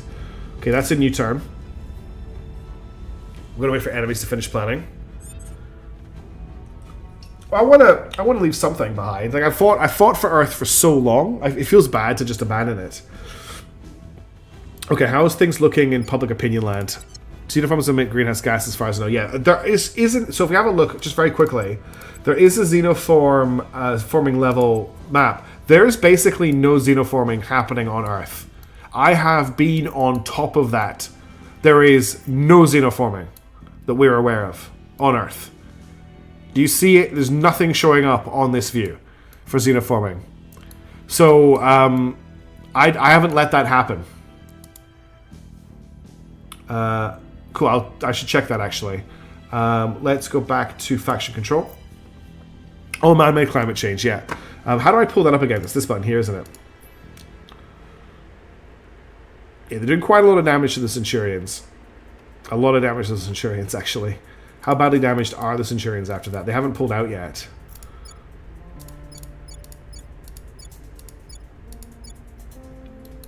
They haven't actually taken that much damage. If you have a look, you can't quite see their health bar, but it is pretty much their 98% health.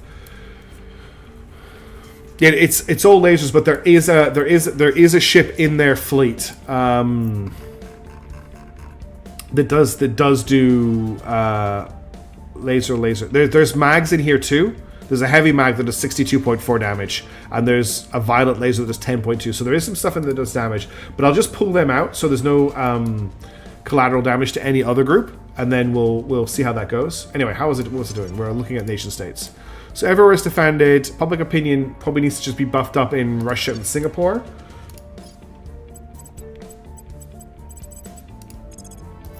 The light mags, yeah, but there's one in there that's 60 odd, and that's the one I'm worried Making about. our case.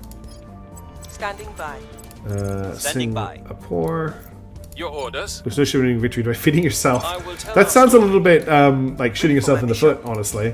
At your service. Let's investigate this person here. Eyes on target. Yomamo. I don't think there's anything that you can sabotage right now.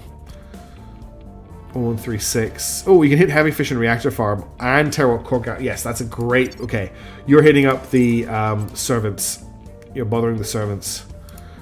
Leave the Earlings with Wally Earth. That's kind of where it's going. It is definitely moving quite fast towards Wally Earth on Earth right now. And you can just do a surveil here. Eyes up. Okay, let's confirm assignments. And let's see how this engagement goes. Offering assistance. Setting a watch. There's a Sun Tzu concept. Oh, I never read The Art of War.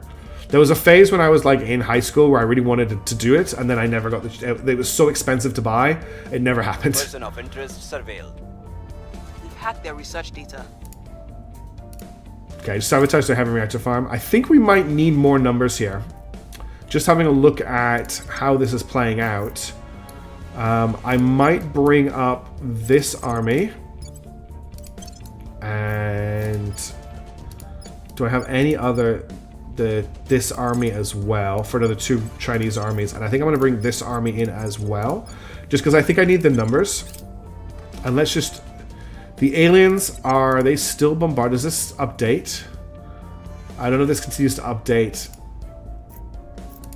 I don't know if these guys are still being bombarded. They're up to 89, they're up to We've 90. moved the needle.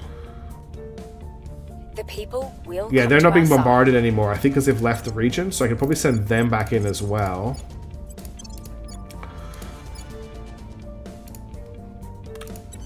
We're doing so well on this push. I want to win this fight. The second Emu Brigade. American army moving towards. Okay, we've got another American army moving in, and now they're bombarding again in Kazan. So who are they bombarding? They are bombarding the second Emu Brigade. Okay, so we need to pull the second Emu Brigade out. Civil Guards, Rebels, Silent Strikers. Oh, they're actually really badly damaged. We need to pull them out too. So we'll pull these guys out to here. And then who else here is badly damaged? So you guys are okay. You guys are taking a bit of damage. You guys are in big trouble. Get back across the border. You're not really set up for this. You're also not set up for this type of warfare. You're really a defensive army. The rest of you are okay. Alright, let's go.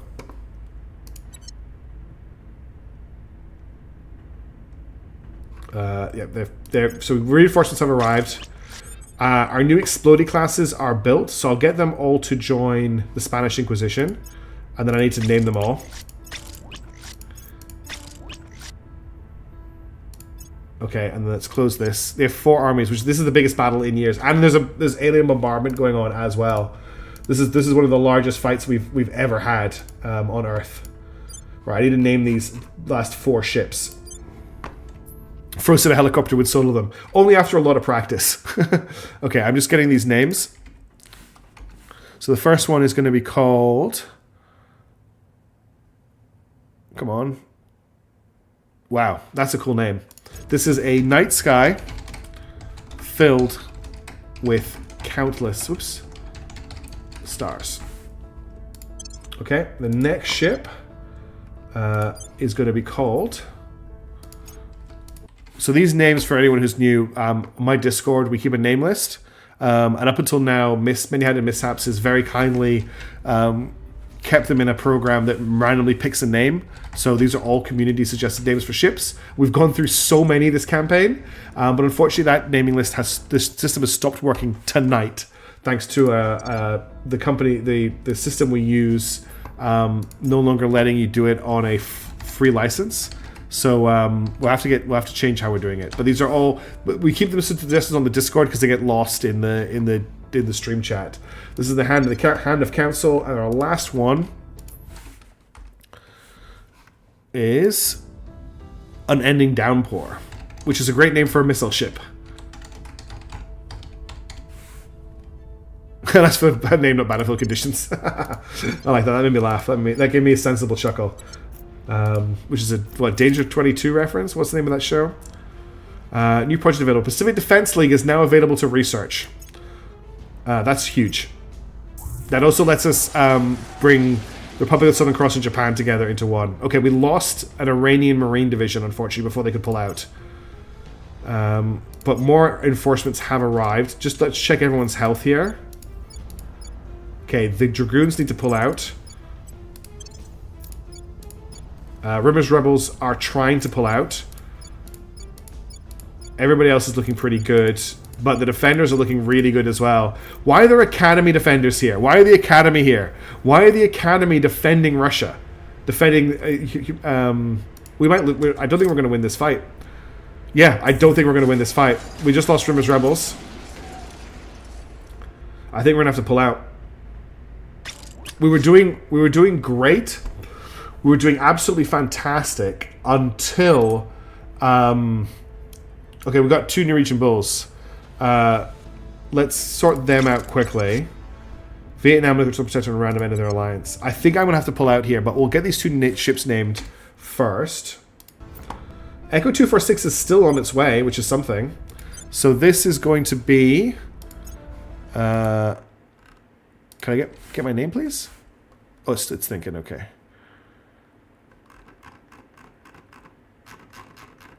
Oh, I think I broke it.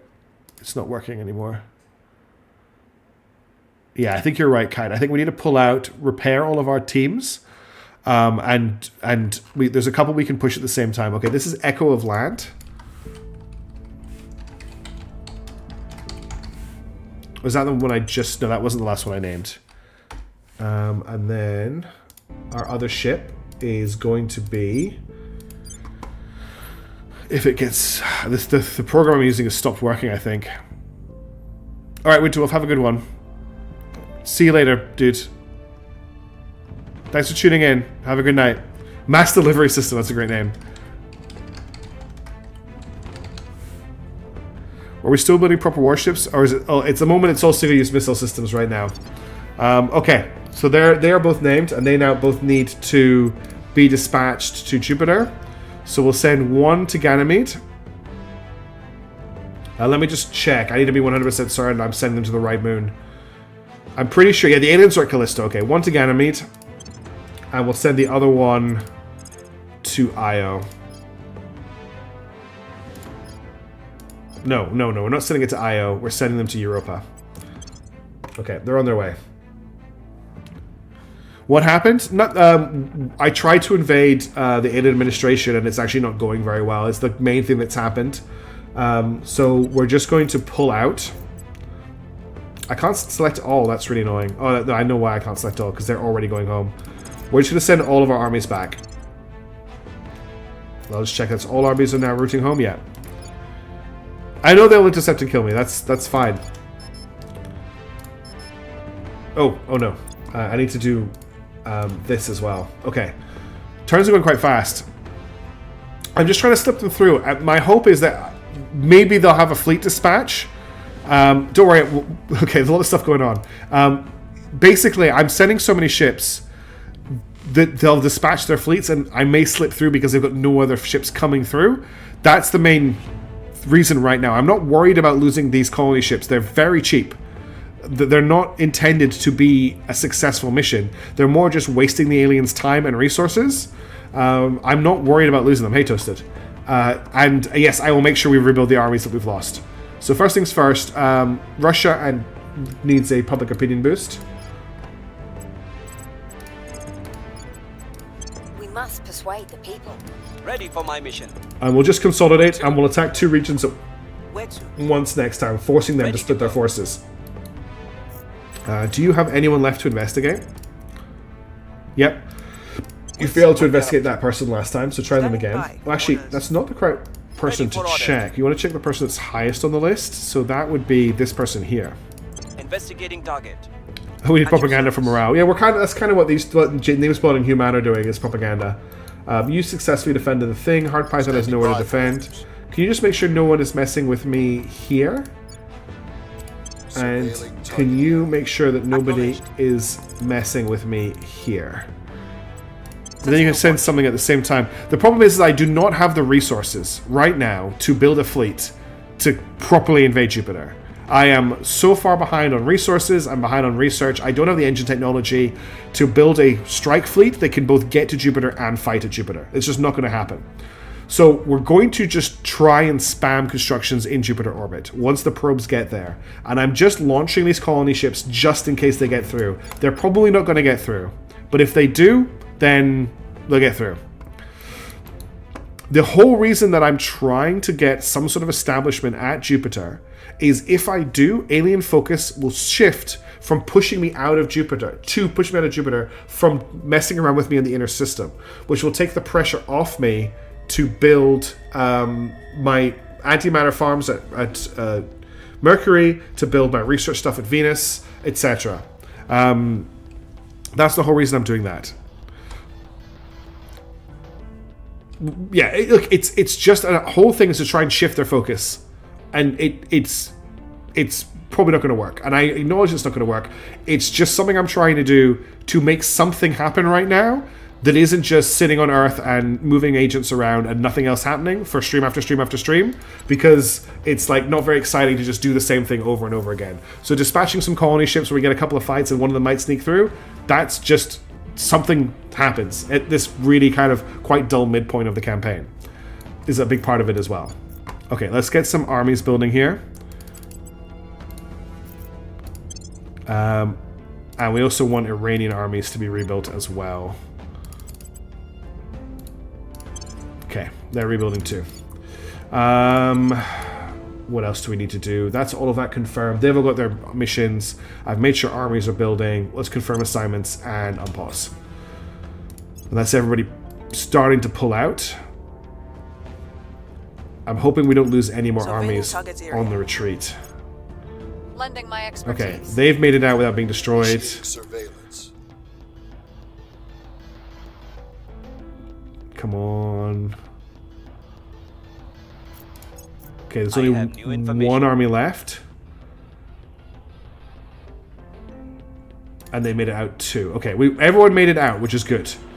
So we didn't lose any more armies. We lost 2 Iranian armies in that attack, which the Iranian armies aren't particularly powerful. Okay, they've been intercepted. I will engage, but we're going to run. Oh, I picked engage. I should have picked run. Now we're going to be facing them instead of running away from them. That's unfortunate. So now we're actually in a worse position because I'm burning towards them rather than burning away from them. So I tried to do that Salty Frosty, and I started to do that, and all my ships got intercepted as well because I don't have the resources to build a big enough fleet that can both harass the colony and defeat the aliens when they get intercepted. There is one ship out there that's waiting to refuel that I can continue doing that, and that is something I've already started doing. What do we do here? There's no point burning to turn. We could just try and burn off at an angle.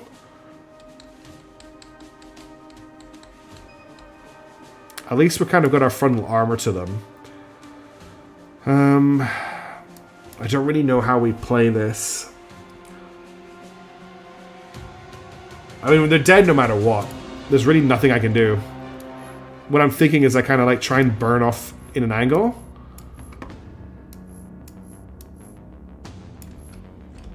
But they're still going to die. You can full stop and turn around immediately, but they still have to decelerate. And if I do that, they're going to be just facing their arse to the enemy when they get in range. I should have picked evade and then bid nothing.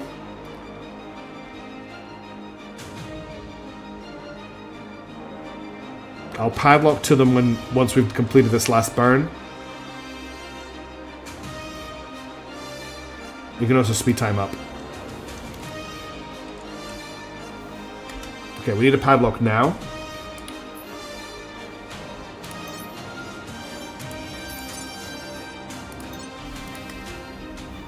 Never mind, they lost their engines.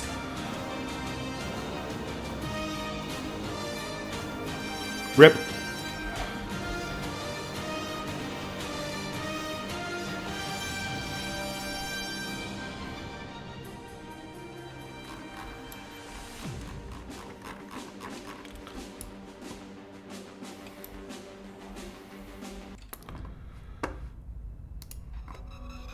Okay, so that was a failed experiment.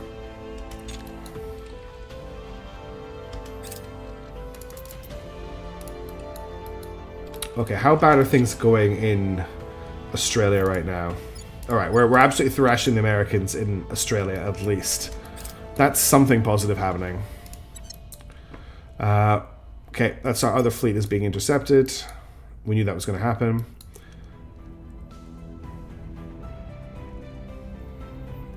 It looks like these guys are still being bombarded.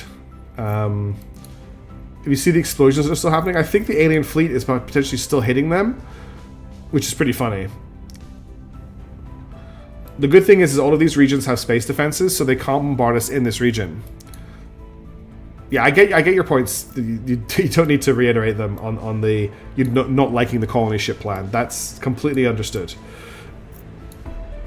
As I said before, it's mostly just an attempt to make something happen and get some excitement in these quite long middle periods of the campaign where we're just trying to build up our research background and stabilize on Earth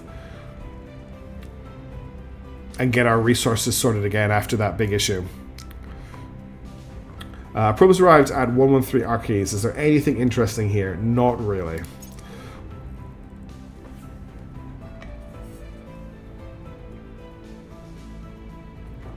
Alright. It is November. How are we looking right now? What is the current situation on Earth? So we're basically waiting for these armies to repair, and then we're going to do a coordinated attack into these two regions, both of which are not mountainous. Is this region mountainous? This region is mountainous, but Rostov-on-Don and Kazan are not mountainous. So we can take these two. Moscow is also not mountainous. Neither is Minsk. St. Petersburg, it's not giving me a tooltip. It's not mountainous. Tallinn is not mountainous. Murmansk isn't mountainous. So all of these regions we can try and push through. And we can try and take that territory. We also can now research the Pan-Asian Alliance, Pan-Asian Defense Force, which means we can unify probably with Southern Cross and Japan into one nation state, which will take some more pressure off our control points. We just need to rebuild some armies and get our armies repaired before we do anything. One thing I would like to do is just move one of these armies back to Beijing, just so that Beijing isn't undefended. That's pretty important. We could also just take Mongolia really quickly and just get it federated and pull it in. We could do the same thing for Nepal, Bhutan, but I'm not too worried about them at the moment. They're really not like high on my list of countries that I want to unify with. In terms of this turn's orders, I think it's pretty straightforward. We don't have any control points undefended. They've obviously given up. There was definitely a period where we were getting public opinion bombed. I think whoever was doing it has given up, but I'll continue to just fortify our public opinion. So we'll public opinion in China, we'll public opinion in Russia. Your orders? Jam will continue to just look for people. In fact, what I think I'm going to do for a little while is if I'm building up armies, I'm going to advise with him Acknowledged. in Russia just to build that up. And I'll get Yoma Ma to... There was another servant technology I wanted her to hit. So I'll get her to do that. And then Python, just to help out down here with this conflict that's happening, I'll get him to advise here right now. I will help. Okay. The big thing is like there's just no way I'm building an invasion fleet right now. We do not have the resources for it. So we're just having to try and make do however else we can. And keep the aliens as busy as possible. And I'm hoping that stops them from sending death fleets to wipe out all of our stations. If we conquer Mongolia, it auto-joins China. Well, yeah, we could do that very easily. Okay, a new alien fleet is launching for low Earth orbit. It's a corvette and destroyer, so it's another one of their surveillance fleets, which farms us for technology. They have a lot of those. I lost 2 Iranian armies, New Master. They're really not important in the grand scheme of things. Iran has a very low military level. The Chinese armies are the important ones. We can't afford to lose a Chinese army. Offering assistance. But we didn't lose any, so that's fine. Offering counsel. Offering counsel. So we're just waiting for these armies. Research universities are now available. That's a really big bonus. There's a lot of stations I need to upgrade to have research using. You can also add Japan. So I'm holding back on adding Japan into China until we've made the Pacific Defense League. That's kind of the plan there. Speaking of which, I'm going to start researching the Pacific Defense League. Where is that? Pacific Defense League. It's not even going to say that. It's only 15,000 research. Okay. Now, I was thinking about doing something. Oh yeah, I need to start upgrading my stations in Earth orbit. Oh, we did lose Chinese army. Damn. And I want the ones that are in Earth orbit to... The ones that have... I think it's the sales center... I think they're out of order, actually. The ones that are producing science directly for me. Admin, Med Center, Social Science. It's not one of these. Yeah. Australia's army going to your territory bonus damage. Yeah, that's what we've done up until now, Noob, but they won't attack us anymore. We've wiped out the American army so many times doing that. Oh, what is this station? Why is this an empty station here? Oh, is this the 3rd research station that I didn't build out? Soda Science Centrifuge. I didn't want to do that. So this is... There should be some stations that just have... these are broadcast outlets. Locus is... Life Science, no. Hobbit Hole. Materials Research. I thought I had research stations in Earth orbit. These are them. Research Campus. Alright, I'm going to copy this template. Okay, I already got this copied. Ah, why did I click out of there? Let me go back to Habs. So Alembic needs to apply the Epsilon Corridor module. That's Mercury. Mercury is doing mission control. There's mission control under construction at Mercury, and there's more on the way. Demonicus, what would be the mission for those ships? What would they be doing? Yes, some of them are unfinished. That's right, unfinished. So these ones here, I'm actually underpowered here, which is interesting. But these need to be upgraded to research modules. I think I need to go through these maybe off stream and fix these.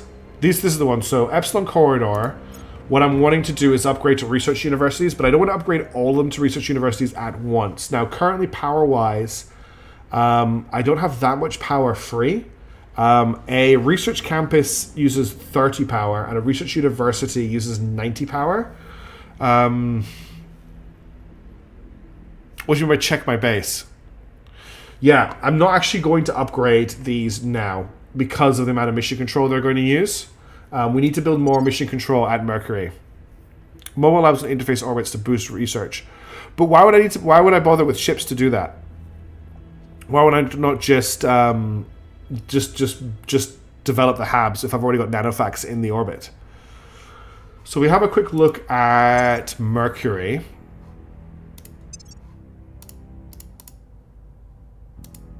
So we've got Escape Pod Station, which is all op centers. We've got Castle Caspian, which is all op centers, and we have Clockyard's Oversight, which is all op centers and shipyards.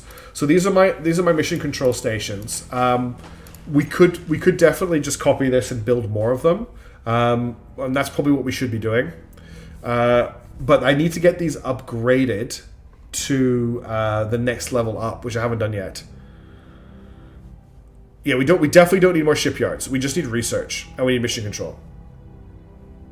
Does it say the same soft cap as Habs? Does it not?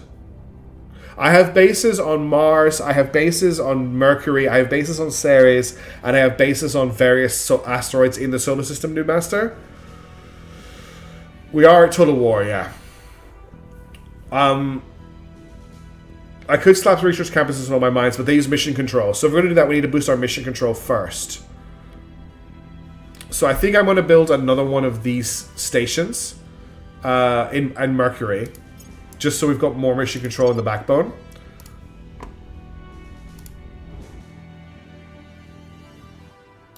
And I think you're right, research campuses do need a minimum population. That's why they're all in Earth orbit right now. So I'm going to build another ring. We'll build it medium Earth orbit, medium Mercury orbit. And I need to get a name for it, which I can't pull out right now. But we'll just quickly set it up. So it's going to build, I think it's this one. Op center, op center, op center, yeah. Okay, that's that under construction. So that's going to push up our mission control, and we'll just eke our way up very slowly from there. We're in the middle of a turn, so let's unpause. Okay, Lhasa now has space defenses. How much of China is still building space defenses? 1, 2... Are we done? Okay, that's it. Russia... yes, Mercury has the best defense fleet. Mercury is an undefeated defense fleet. No, Toast... Okay, this keeps coming up. We don't have control of Earth orbit. What we have in Earth orbit are stations that are too scary for the aliens to attack right now. But I do not have the resources to build a fleet to get the aliens out of Earth orbit. So it's kind of like a Cold War in Earth orbit right now. The aliens have space superiority in Earth orbit, and I have bases that they cannot attack or will not attack in Earth orbit right now. That's kind of the main thing. Okay, we can finally stop building space defenses in China. That's done. So I'm going to set new non-fighting, but I'm going to add in Army and Navy to that. And I also think we should continue to push military as well. So it's a little bit awkward, but I think that needs to be done. Because we need to make sure that we stay in the lead with our military in China. All right.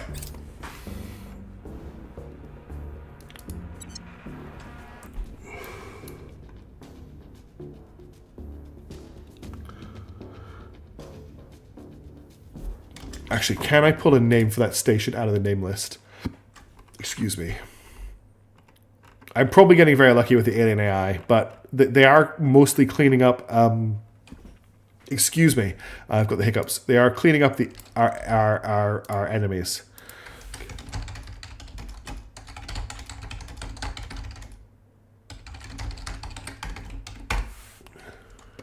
All right, I'm going to just grab a name for that station. I don't want it to be called Lovell Station. Castle Nautilus.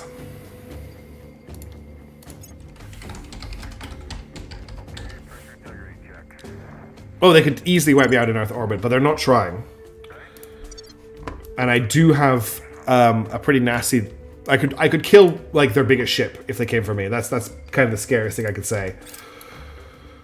So just for people who are new, this is all of my bases across the solar system. This view here. Okay. Global warming has reached 2 degrees. Human-induced warming has now reached approximately 2 degrees above pre-industrial levels. It is now expected that heat waves will continue to get worse, exposing 37% of the world's population to extreme heat at least once every 5 years. Can I run the name list now? Let me check. Let me reload this.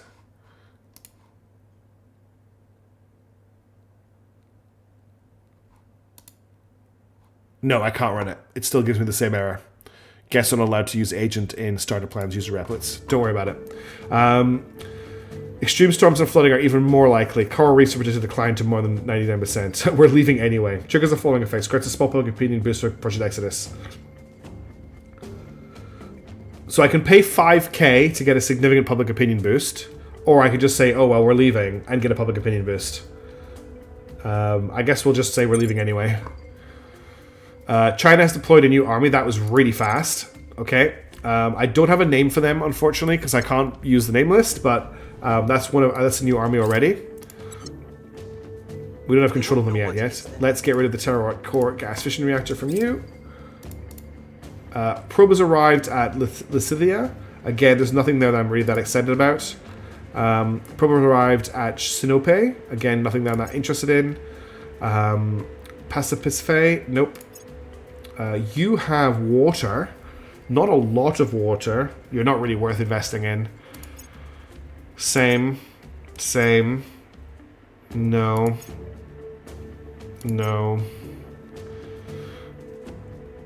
Plus 7 degrees in a modern game. Yikes. This is potential. 27 water, 34 thistles, 12 metals, 2 noble metals. Is this worth investing in? How many more mines can I make? We're only okay. We've got a lot of mines we can operate at no cost. I think we dispatch a habitat here because it'll cost us nothing, and it's just a small bleed of resources, and we can put research and stuff there. Oh, can I not?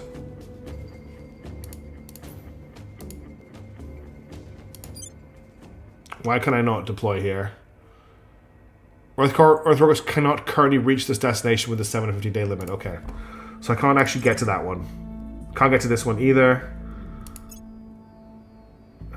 No. Oops. That's a horrible view. The people will come to our side. They're all too far away. Second emu... I thought the second emu brigade got wiped. No, they didn't get wiped out. They got targeted. The people will come to our side. Possibly. I'm sure the modeling would allow for it.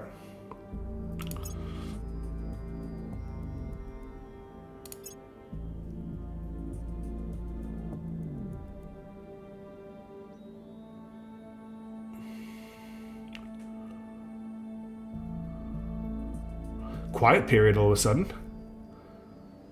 Rapid repairing materials have been researched. Okay, so our army repair rate is increased by 1% per day, and our damage control teams conduct repairs 50% faster. That's a nice tech, and I'm glad that you reminded me to pick that up. Use nukes. Okay, what space traffic control give us? National investment budget mission control increased by 25%. That's actually quite nice. What have we got in our favorites, first of all? Independent commands, molecular benefication, Z-pinch microfission, atom smashers. We do need to get this researched. Heavy vision reactor farms, we also need these. Command center is the upgrade for the ops center, which has been hugely nerfed. Social Science Institute foundries are the upgrade for the things. Other options. Excuse me, I've got the yawns. It's getting to that time of night. People have been wanting me to research armor struts for so long. Antimatter harvester gets us antimatter farms, which... What does an antimatter harvester do? A platform and control center for deploying magnetic loops able to mine antimatter from a planet's magnetic field. This module may only be built on stations and not service bases. Harvests 50% of the antimatter produced by cosmic rays in an orbit. Which requires presence of antimatter in the orbit. Only one may operate per orbit, regardless of factions. I think these are a prerequisite to something more important. They unlock antimatter farms, right? Rapid distillation. Where's that? Oh. Yeah, that's actually not a bad idea, Kite. How far from heavy pulse propulsion global tech to be researched? I'll check that in a second. Heavy pulse propulsion is going to be completed on the 30th of April next year. Salty. We've almost got the Poseidon Lantern as well. A probe has arrived at Europa.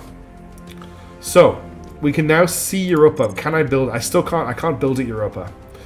And I can't build at Io either. They're too far away. My rockets aren't powerful enough. Okay, that's good to know. I mean, I feel like just building one in each orbit is probably worth doing. Hey, Sorbical. How you doing? You're early today or I'm early today?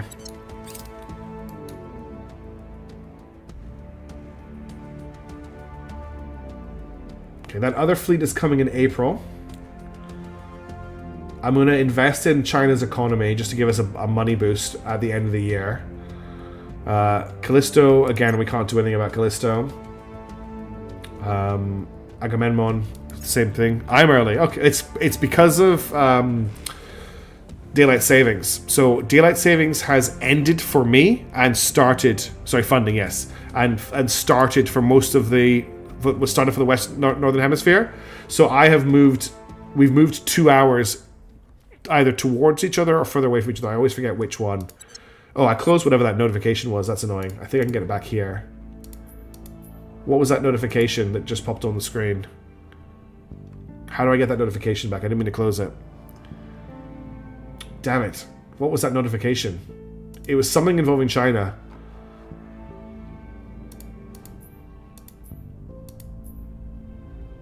I think it was it that army? It was that army, right. Yeah, 2 hours away. Time just they don't cancel that. No, they get exacerbated. Yeah, that new notification was this army getting under my control. Where is it? Where's that new Chinese army? This, I think it's one of these armies here. Nope. I can just click on armies. Well, anyway, I want to move these two armies up here to prepare for the Great Push.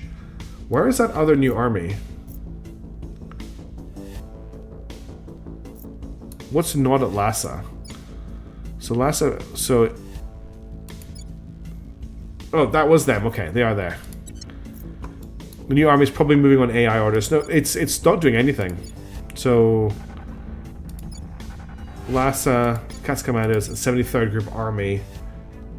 I just have it there. I couldn't see them down here. I'm going to move them up here. Okay. India needs to be defended, so we'll get Hard Python to do that. How goes the fighting? Safe for our people. Standing by. Yeah. 2 hours earlier, at least for the US. Okay.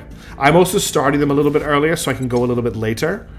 So, for example, I've been streaming for 2.5 hours. I normally would stop streaming after 2 hours, but I'm trying to push it to 3 hours to try and get more stuff happening.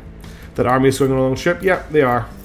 It's only going to take them 2 days to make that trip. Long stream today, hype. Well, yeah, only by an extra hour. But that's just to try and actually get us to cover some content.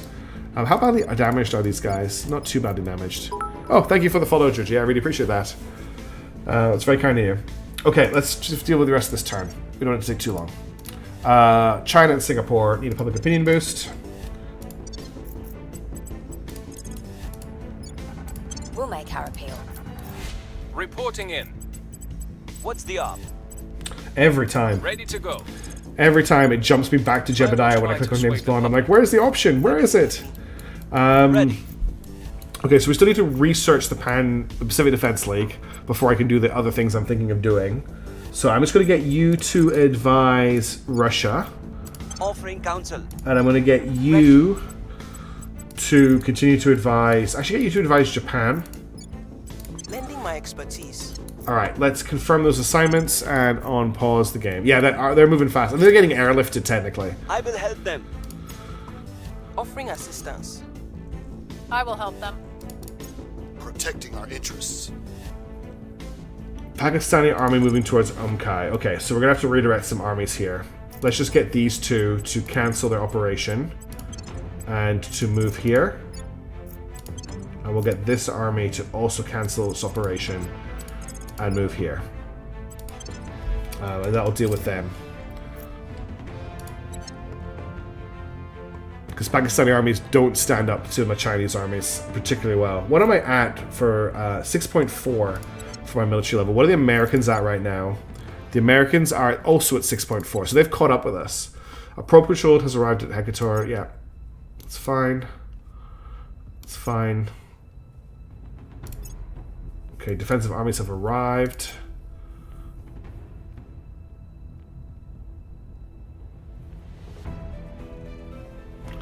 Tensions are mounting between China and Guinea-Bissau.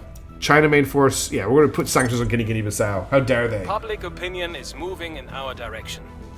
A Pakistani army is moving as well. We're winning their hearts and minds. Is that a turnover? Oh no, that's our fleet. Okay, so I want to click evade. We'll submit a bid for nothing. We'll start the battle. The USA is controlled. I think it's still in pieces. We'll check. I'm not going to spend all my Delta V this time, but we will try and run. So we'll do full speed ahead, and I'll turn around as soon as the fire starts.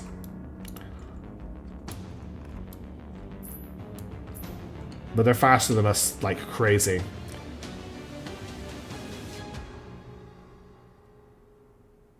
Well, these ones are a bit slower to accelerate, actually. Okay, they're starting to fire, so I'll get us to turn here. Z is not working. Oh, I can't even control... Okay, Z is now working. It's because they were already on that one.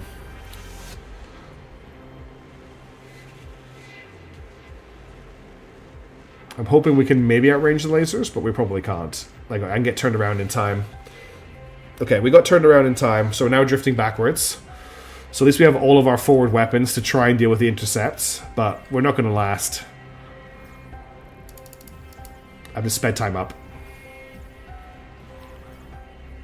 Yeah, I didn't realize I'd fallen behind that much. They've got plasma here, so we're doomed no matter what. The plasma's just going to eat us to pieces. Taking hits, and we're dead. Boom. Well, we knew that ship was doomed from the minute it got intercepted. I'll have a quick look at the USA for you, TRM. Yeah, they won that. US at the moment is currently split between the servants and humanity first, so you can imagine what the politics is like. It's also dropped into an authoritarian state with subversive unrest. The GDP is dropped, but it has a really good military. Is basically the status of the American right now, and I won't make any comments on how that reflects the real world. The blue lasers are alien, versus pink lasers. Yeah, the pink lasers were me. Hey Scarlet Fox, good to see you. Cool. Castle Nautilus now has its space dock. Yeah, it is a huge mess. It's very American, isn't it? Yeah. Split down the middle. Cool, they've arrived. We're just waiting for the armies to repair, and we'll make another attempt on invading the alien administration.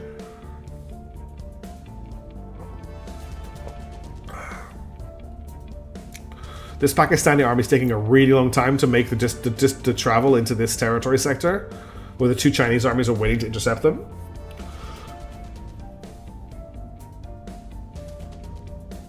Are we currently still blockaded? We are currently still blockaded. Okay, I just wanted to check that.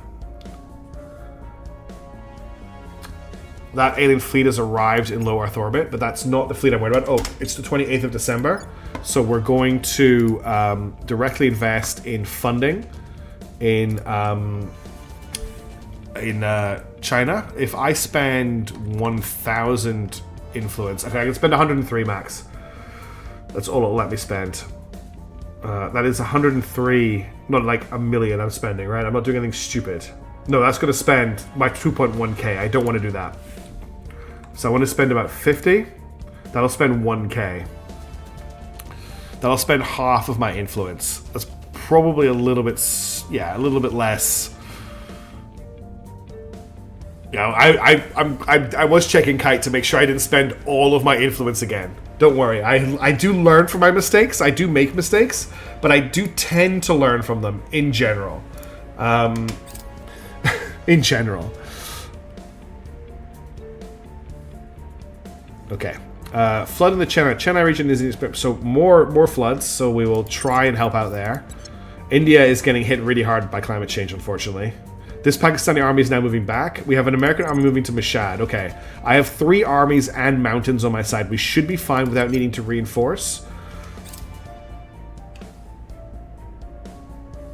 This army is taking so long. Okay, we are now back at the start of another turn.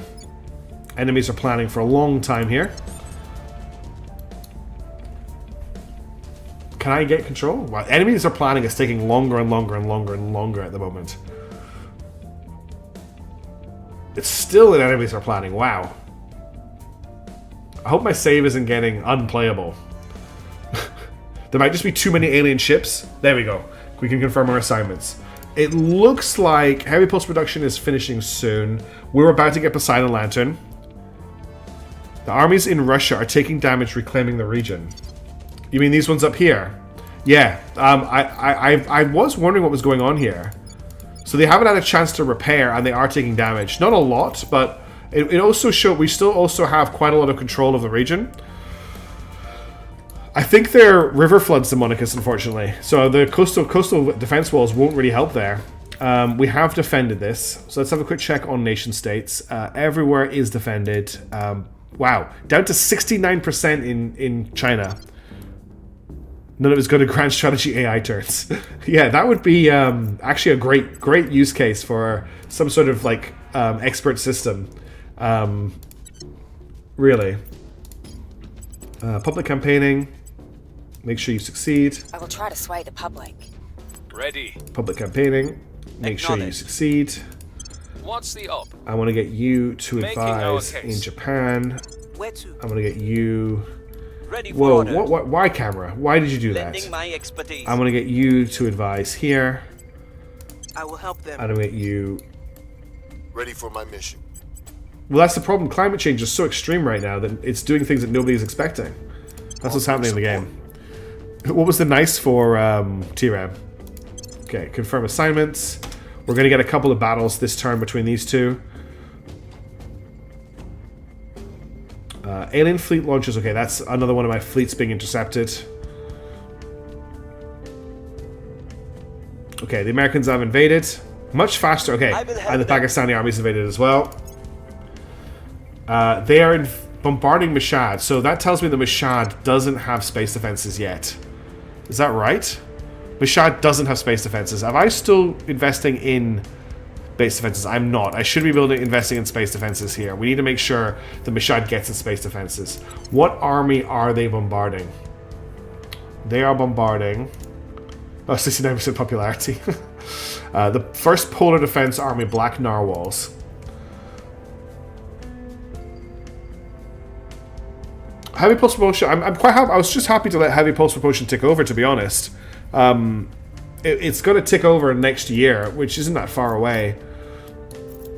Let me have a quick look. I need to find the Black Narwhals. This army here is the one that is being bombarded, so I'm going to pull them out into this region here. We may just need to bring in another army to help defend, so let's bring down these guys, just in case. Oh, posture check. Thank you, Core. Yeah, I do need to do that. Military strength influences movement speed. Also, war can destroy space defenses. So at the moment, Heavy Pulse Propulsion is going to complete in May. So January, February, March, April, May. It's going to complete in 4 months' time. In that time, I will also complete rapid distillation techniques. So I'll have an open research slot for anything I need from Heavy Pulse Propulsion.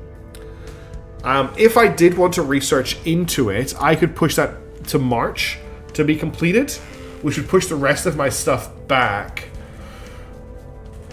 So we'll get Pacific Defense League in April, we would get Rapid Distillation in June, we would get Poseidon Lantern in January. I mean, I don't mind making it come forward a little bit. I'll take your advice into advisement. Yeah, Poseidon's, and now it's more than a week because we're helping with Pulsed, but let's see how that comes out. Alright, let's unpause. Offering support. Offering assistance. I will help. Yeah, we need a little bit of help here. That Chinese army should be enough, though.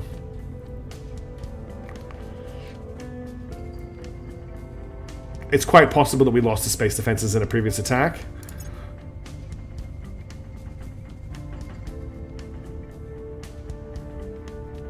This army's getting smashed. Public opinion is moving in our direction. We should be doing fine here now that they've moved out of the region. We're almost fully repaired here. There's just that one army that's got damage on it. That's the potentially the plan, noob. Yeah, we'll see how good the Poseidon Drive is, which it has just completed its research. Let's pick up. I'm looking at military technologies right now because we're doing so much fighting on Earth. I should have picked this up a long time ago. Wet Navy modernization. I'm just going to grab that so we can try and get that completed. Nice ship so far. Sadly, some next to using a very large grinder for the second. Oh, that sucks, Demonicus. I'm really sorry to hear that. There's nothing worse, especially like in the morning. Poseidon drives are now available. So let's have a quick look at what a Poseidon drive will give us. If we have a look at a monitor just to start with, we go to drives. So we now have the Poseidon drive, a powerful drive relying on a steady nuclear detonation using enriched uranium tetrabromide.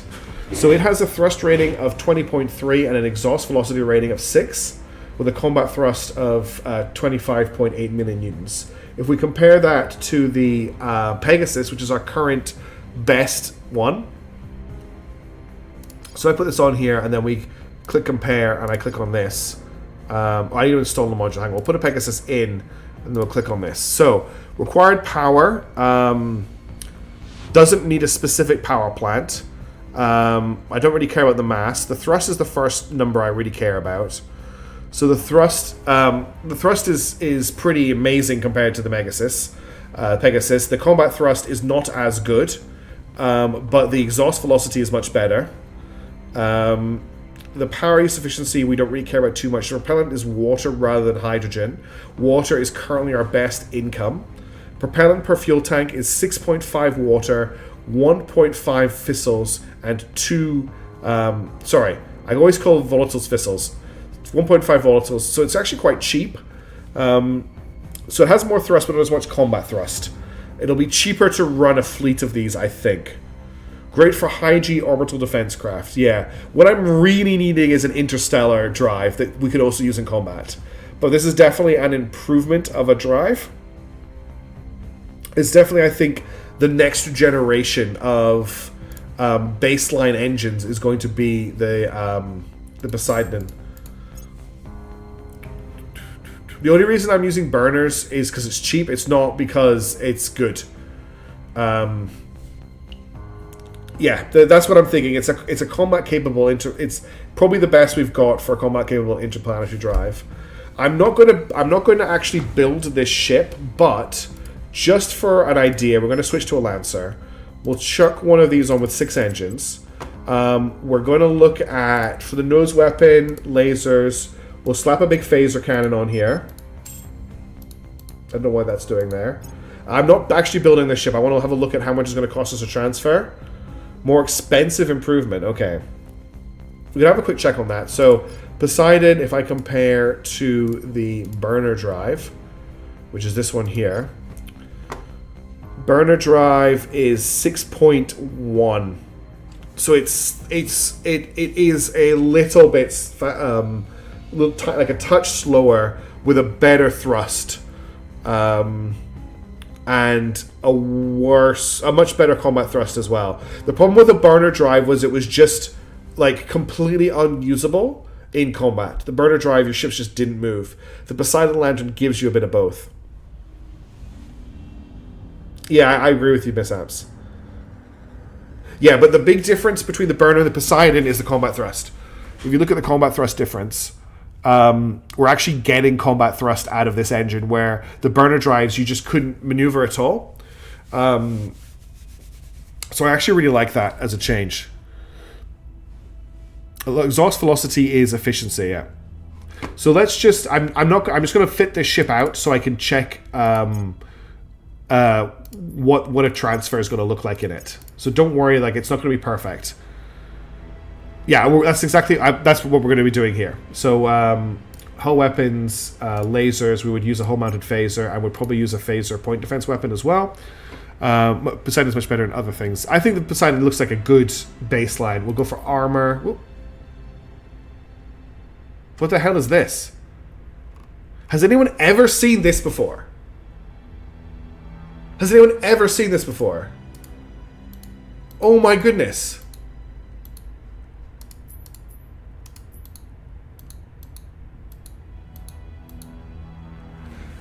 I never knew there was a right-click menu, but only for some of these. Like, hull weapons, oh, I can do it here. Oh my. Hang on a second. Let me just open Steam for a second. I have... where is Terra Invicta? I have 241 hours in Terra Invicta. All of it streamed. I have never noticed that there's a right-click menu. When was this added? Okay, we're gonna go for this armor. We have 1,300 hours and never knew. Another day, another knowledge. Okay, and what would we put on here? We would go for targeting computer. We would grab a heatsink. We would go for laser engines probably for the rest of it. Maybe we would get an ISU actually. Sorry, repair bay. I was today years old. Long time ago. Okay. Then for armor, I think we'd do like 150 on the front. We'd do like 30 in the middle. We would do, not 30, yeah, 30 in the middle. We'd do about 50 at the back. Maybe not 30. We'd do like 20 in the middle. Go for the lighter heatsink. Okay. Alright, the main reason I want to check this is I want to look at transfers. So, how much is this going to cost if I wanted to build a few of these to escort a fleet to Jupiter? I'm not going to do it now. This is what I'm worried about. Look at the Delta V. How about 3 in the middle? Sure. That's going to help the Delta V a lot. 20 is absurd. Fair enough.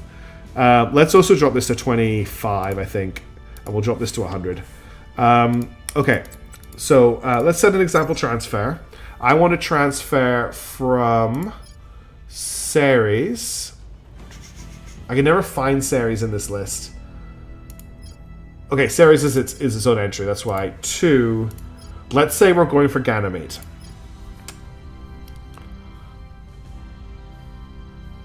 now we're finding which heatsink we should use. So I want to... I always forget how I... Do I just close this window? Yeah, no. How do I set the transfer?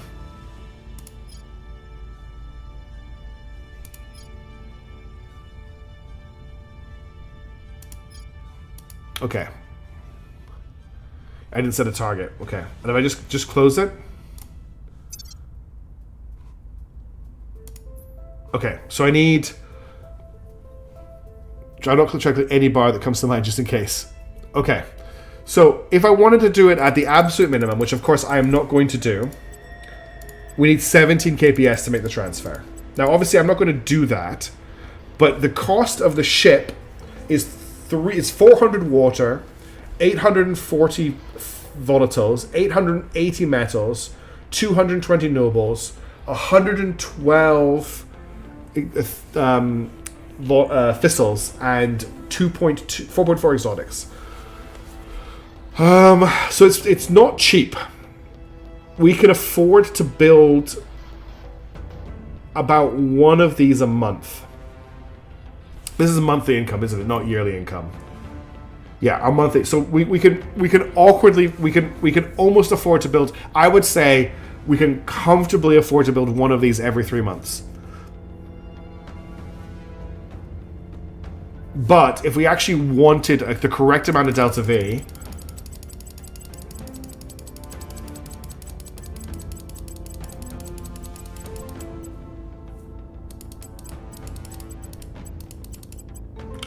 so we get to about 30 Delta V.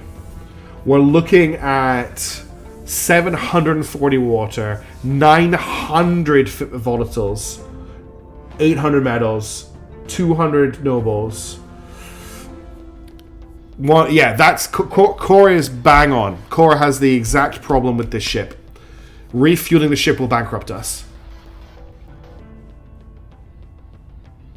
If we have 5 of these, and they all need to refuel at the same time, you're looking at an insane amount of water and thistles. So for a high orbit defense ship, this is probably fine. If I wanted this to be like my new Earth defense ship, we look at about 10 kps Delta V. Okay? For that cost, it's still 800 volatiles.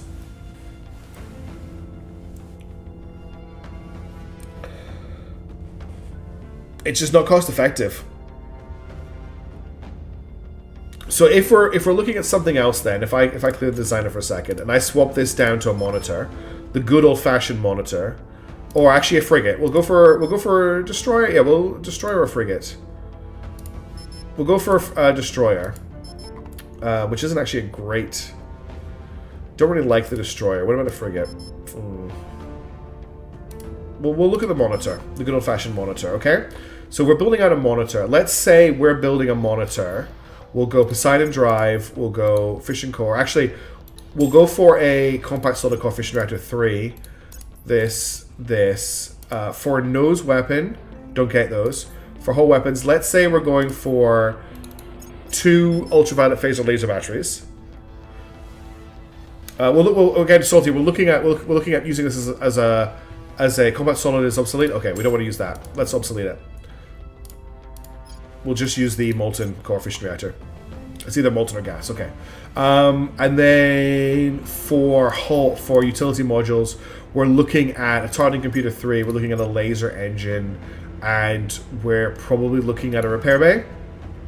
And then for armor, we'll just slap on, like, I don't know, maybe 25, 3, and 15. Just like a light little ship. Again, not building the ship. I'm just trying to look at if monitor them misses. I'm not going to build the ship. We're not making it proper. What is this going to look like cost-wise to be, you know, like 10 KPS?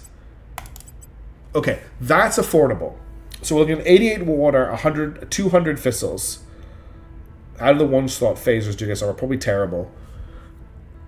Again, Kite, Solly, don't worry about me actually building this ship. I'm just, all I'm caring about right now is how affordable it is.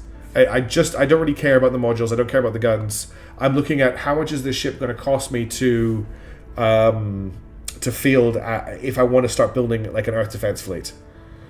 What Poseidon phaser knife fighter escort is practical.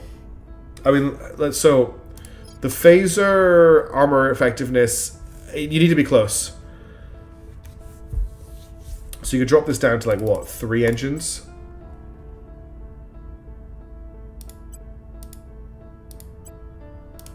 Doesn't change the cost that much. 5 engines for the aesthetic. You like the 5 engine aesthetic. The cost is cheap. That's the main thing I wanted to explore here. I'm not worried about what modules are in it. I'm not worried about what guns are in it. What I wanted to know was what's the construction cost like for this hull and this engine type.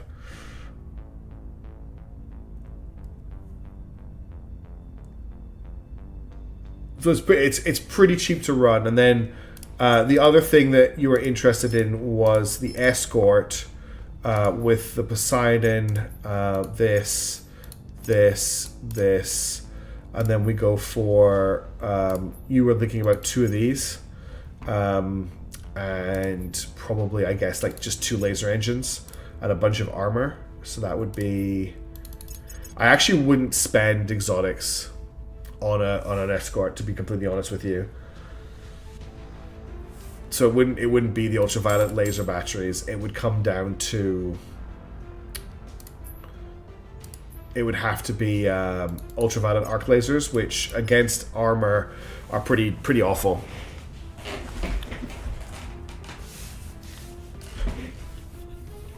So I think the answer to the question is, I know, don't worry, Kite.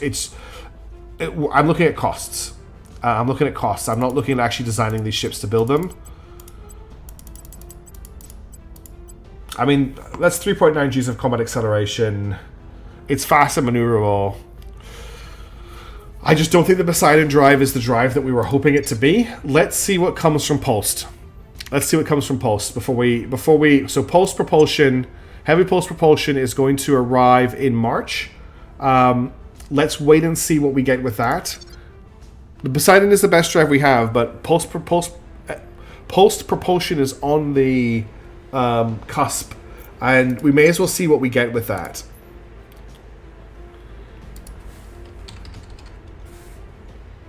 So heavy Pulsed propulsion gets us the H Orion drive.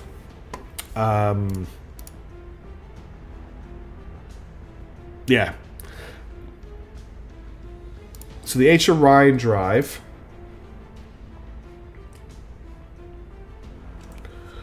has a 6.9 exhaust velocity and a 20 propellant is reaction products, so it's using metals and noble metals. Are they limited to a single engine? Advanced made like a Ryan driver would be good. We just don't have the technology right now. And that's the other big problem that we have. It's a huge issue, to be completely honest. But I'm not ready to invest the resources. What I really need to do, and I just don't have time to do it, is to go through all the engines like on Discord. I might try and do it this weekend if I've got time. I get my head around them when I'm not doing the stream.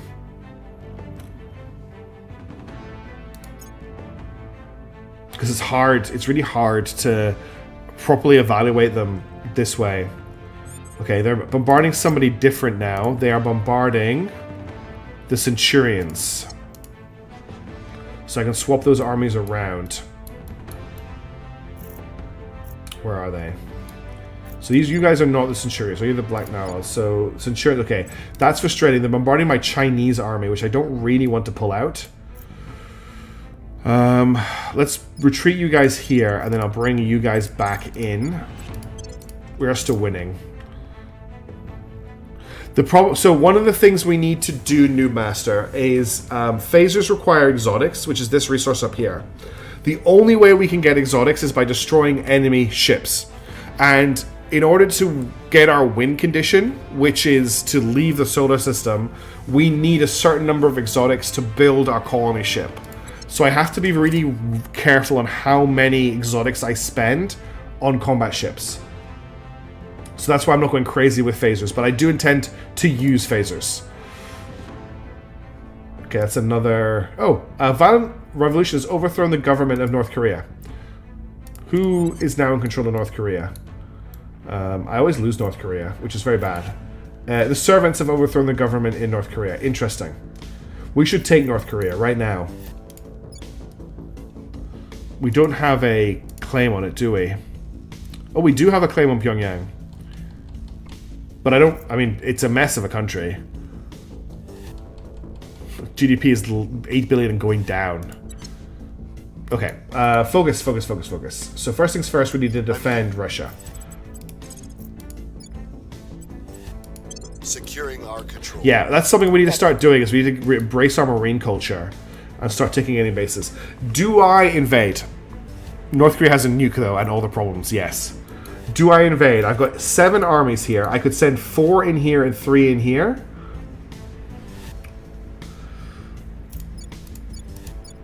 Or I could send maybe 5 in here and 3 in here. I could take North Korea diplomatically. Do I invade with everything into one region and try and overwhelm them? I think that's what I do. I think I go like this and send the whole group in, rather than splitting them like we originally wanted to, because they are all damaged. Like, the Polish army... The Polish army is actually 6.3. Nah, they're not going to nuke me. The last open cycle antimatter engine or the deuterium line of fusion drives. They're all pretty similar. Okay, I'm going to go for it. I've sent them all in. I've deployed them. Okay, public opinion. Southern Cross, Singapore.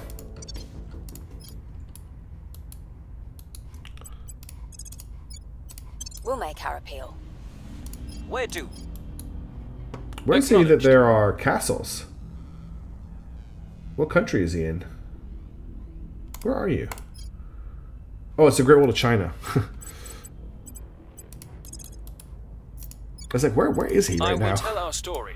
I say you hit 2 regions. Okay, I'll reconvene that in a second. I won't end my turn I won't activate my turn until I fix that deployment.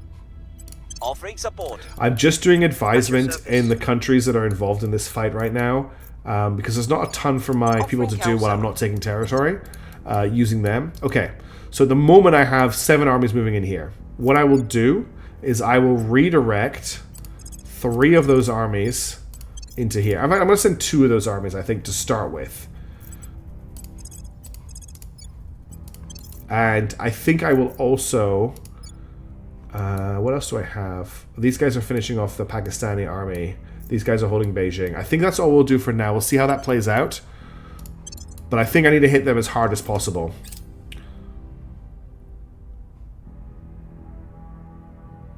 offering assistance. I will help them. Okay, it started. Lending my expertise. Securing our interests. Okay, we just destroyed that Pakistani army, and our armies are undamaged. So I'm going to send both of these armies into this region as well. I always let the servants of the factions fight over North Korea and see how badly things will naturally turn. A sort of twisted experiment. That's kind of what I've been doing to America in this game, Real Chidanko. America's in a very similar situation to that. Currently controlled by the servants and humanity first. Okay, the invasion has begun. Okay, they're actually retreating from this region. So we'll have the numerical superiority really quickly. Public opinion is moving in our direction. Okay, that's the Polish army pulled out, so it's 5v3. Oh, was this, that's the joke I was making earlier. There's a Pakistani army moving towards Lhasa. But I have armies here to defend.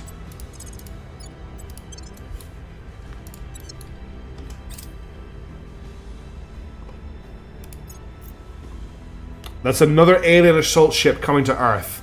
That's 24th of July, 2050. We need to mark that. So that's an assault carrier, a dreadnought, a monitor, and a corvette. There's also another alien assault code. Look at this in the background here. These fleets. And there's the mothership.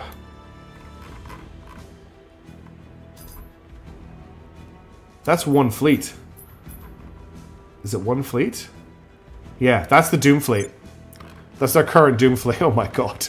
It's all gunships. It's gunships all the way down. It's like, what? 3 dreadnoughts, a battleship, a cruiser, and then like 50 gunships. Sounds like a North Korea start is the ultimate challenge. Only American 52 ships in that fleet. Oh, we're in big danger. That's definitely a Doom fleet that's being prepared for something. Alright, you are no longer fighting, so you can come and help out over here. Yeah, the good news is gunships are easy picking with our Lancers, but we don't have any Lancers available at the moment. We're Evasions of Uranus, yeah. I'm sure this... I don't even know how we're going to get there. Okay, that's our army. That's our army. Our army, I should say.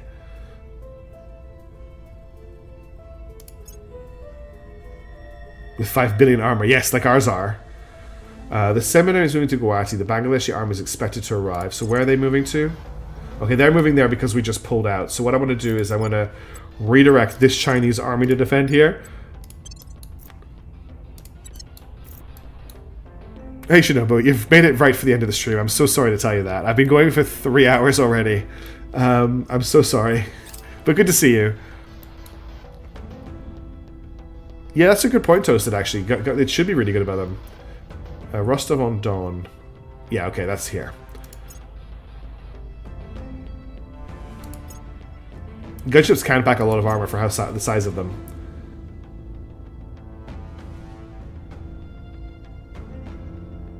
Alien fleet launches for low Earth orbit.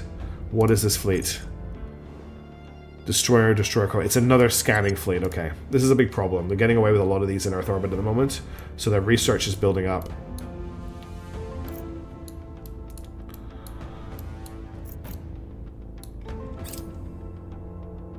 I was keeping an eye on this conflict here. Yeah, that's the big... Delta V is such a debilitating factor for us at the moment.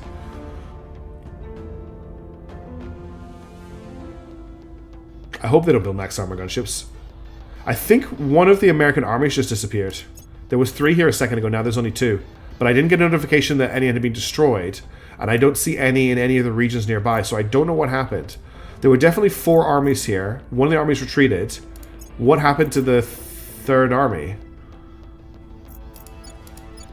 Well, the Americans are getting smashed right now. Okay, they're pulling out. I thought there was 4. I thought there were 4 armies. I saw the Polish army leave, but I thought they had 4. Was it 2 Polish armies? Okay, there was 2 Polish armies that pulled out. Yeah, okay, there were 2 Polish armies. Do they really core? That's crazy. They don't have to pay to refuel. All right, we'll do another turn. Nothing here. 61% in Japan. I think I'll do Japan, China. God, they're just constantly public opinion bombing me.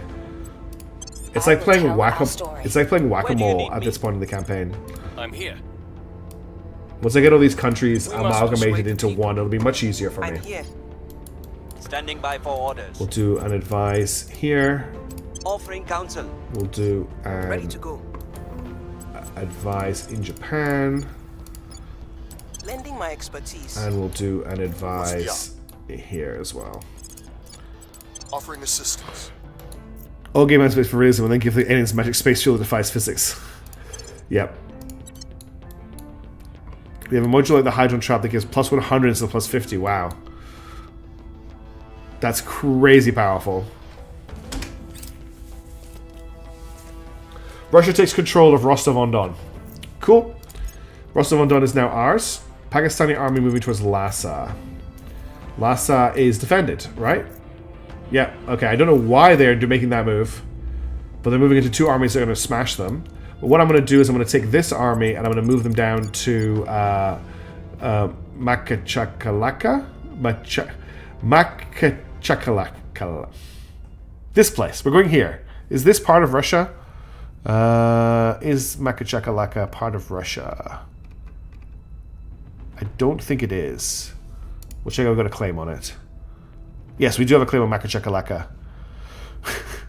Oh, so there are 3 tiers of drives and edges and 2 types of armor, and with each tier they add more armor, yeah. Wait, I didn't tell you to go there. I wanted to go here. Oh, cool. Our ring core is online, which means we'll soon get a bunch more mission control. Claim view, of course, the claim view. Offering assistance. Offering counsel. Offering counsel. Oh, are they not enabled, Toasted? I thought they were. I'll see if I can work out how to do that. This place there, pointing at place. We are going there, yes. I cannot pronounce it, but that is where we're going. Russia is returning to its former glory in this universe. That's fine. Oh, they've pulled out of Kazan completely. We've moved the needle. We've moved the needle. Leadership for Bethelgate is reporting bad news. It was entirely predictable, yet hearing that the very much finite deposits of viable material at Oliver's End have been almost completely tapped out still brought dismay to our planners. We still do our best to mine any remaining reserves, but we should not expect much for output from Bethelgate. So we can resurvey for more, which either gives us minus 25% or 50. Why would I not do this? Allowed when the sum of our counselor science attributes is greater than 35. Okay, it's pretty much worth just getting rid of Bethelgate, I think. What is the income of this mine? Even at mine, it's still getting me 21.8. I think that's still worth holding on to. That's like more than half of my whole income of Thistles. So I think we'll hold on to it for a little bit longer. I'm glad we're finally making some progress in Russia.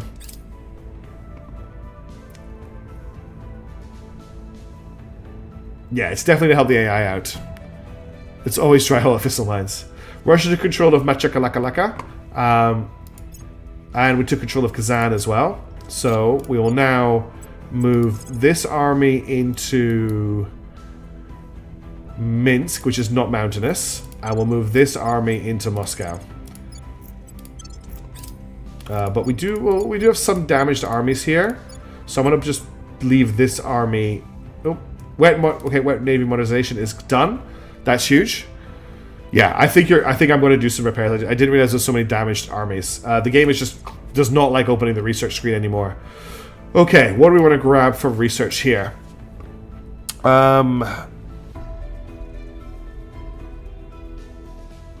Foundries are not important right now.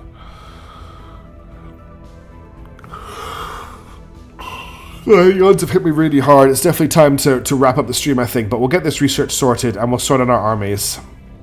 DNA repairs. Our councils will live for an average 10 years longer.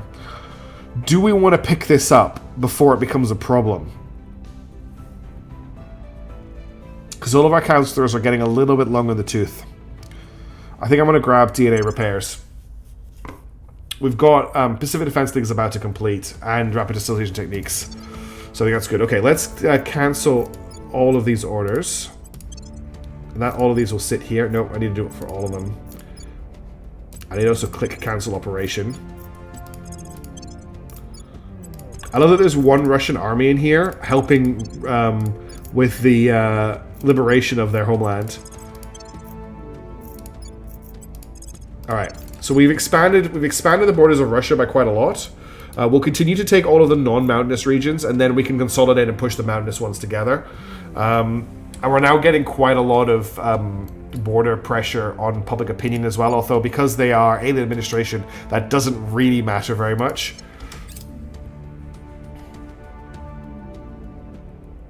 How are our fights down here going? Oh, crap. One of our armies arrived in Moscow on its own. Go back, buddy. We've got an army moving in here. We've got these armies here. I think we're okay. I love seeing... Oh, China's launching a new navy. Does that mean... We're still blockaded. I thought we'd beaten the number.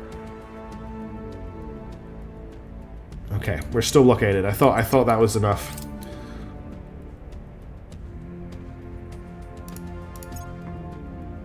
How's everything else looking? I love seeing this country, Mongolia, constantly flip control and then go get abandoned. It just happens over and over again. Oh, I've left a lot of army. I thought I got all my armies to go home. I did not.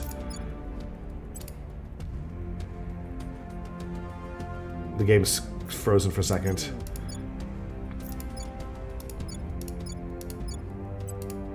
Oh my goodness. Too many things are happening. Okay, right. I need to remember, you need to go home before anything else happens. For the 15th time, don't invade. Okay, right. That, I think, you can see in that how it's mostly reactive, enabled by the certainty they get, not much planning ahead. Yeah, they're reacting to me a lot, I'll tell you that much. We have not made massive progress this stream, but what we have done is get a bit of research done, calm things down on Earth a lot, and we managed to stop that one assault carrier that came to Earth. So it wasn't all for nothing. We are bringing up, our research is going up, we're investing in mission control, we fixed our control point issue completely. All of our researches are now looking much better. Our big push really is to just find that right engine so we can build an invasion fleet to get us out to Jupiter, and when we hit Jupiter, we can start clearing out the inner system of aliens, and kind of setting the wall at Jupiter, and then pushing out to Saturn, etc. So what we're going to have to look at developing is an invasion fleet for Jupiter, but we're also going to need an inner system liberation fleet that can fight anything that comes for it, but can also drop Marines on bases, so we can take them from the servants and we can take them from the aliens when we run into them. Those are like our two main priorities for next week that I want to push for. For now, however, I am going to end the stream here. I do have work tomorrow, as always, is a problem.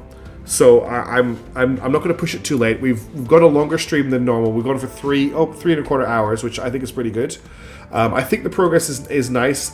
This is a very difficult period of the game because it's mid-game, and we're kind of just getting ready, the ball rolling into like more exciting late game stuff. But I just want to say thank you everybody for tuning in tonight. I've really enjoyed this stream, especially with all the chat. So thank you for taking the time to contribute. All of your suggestions and comments, I love them all so much. So thank you very, very, very, very much for taking the time to join in and get involved and be part of the stream. I really appreciate it. Next stream in 2 hours after spawn out. No, sadly for me, Driggy, it is 1 a.m. And I have to be up at 6:30 a.m. for work. So I have to go to bed, otherwise I will be useless at work tomorrow. And I need that job to make money to eat and pay rent, so I can't afford to jeopardize it by streaming for any longer. Thank you everybody for tuning in. Have a wonderful day, morning, noon, and night.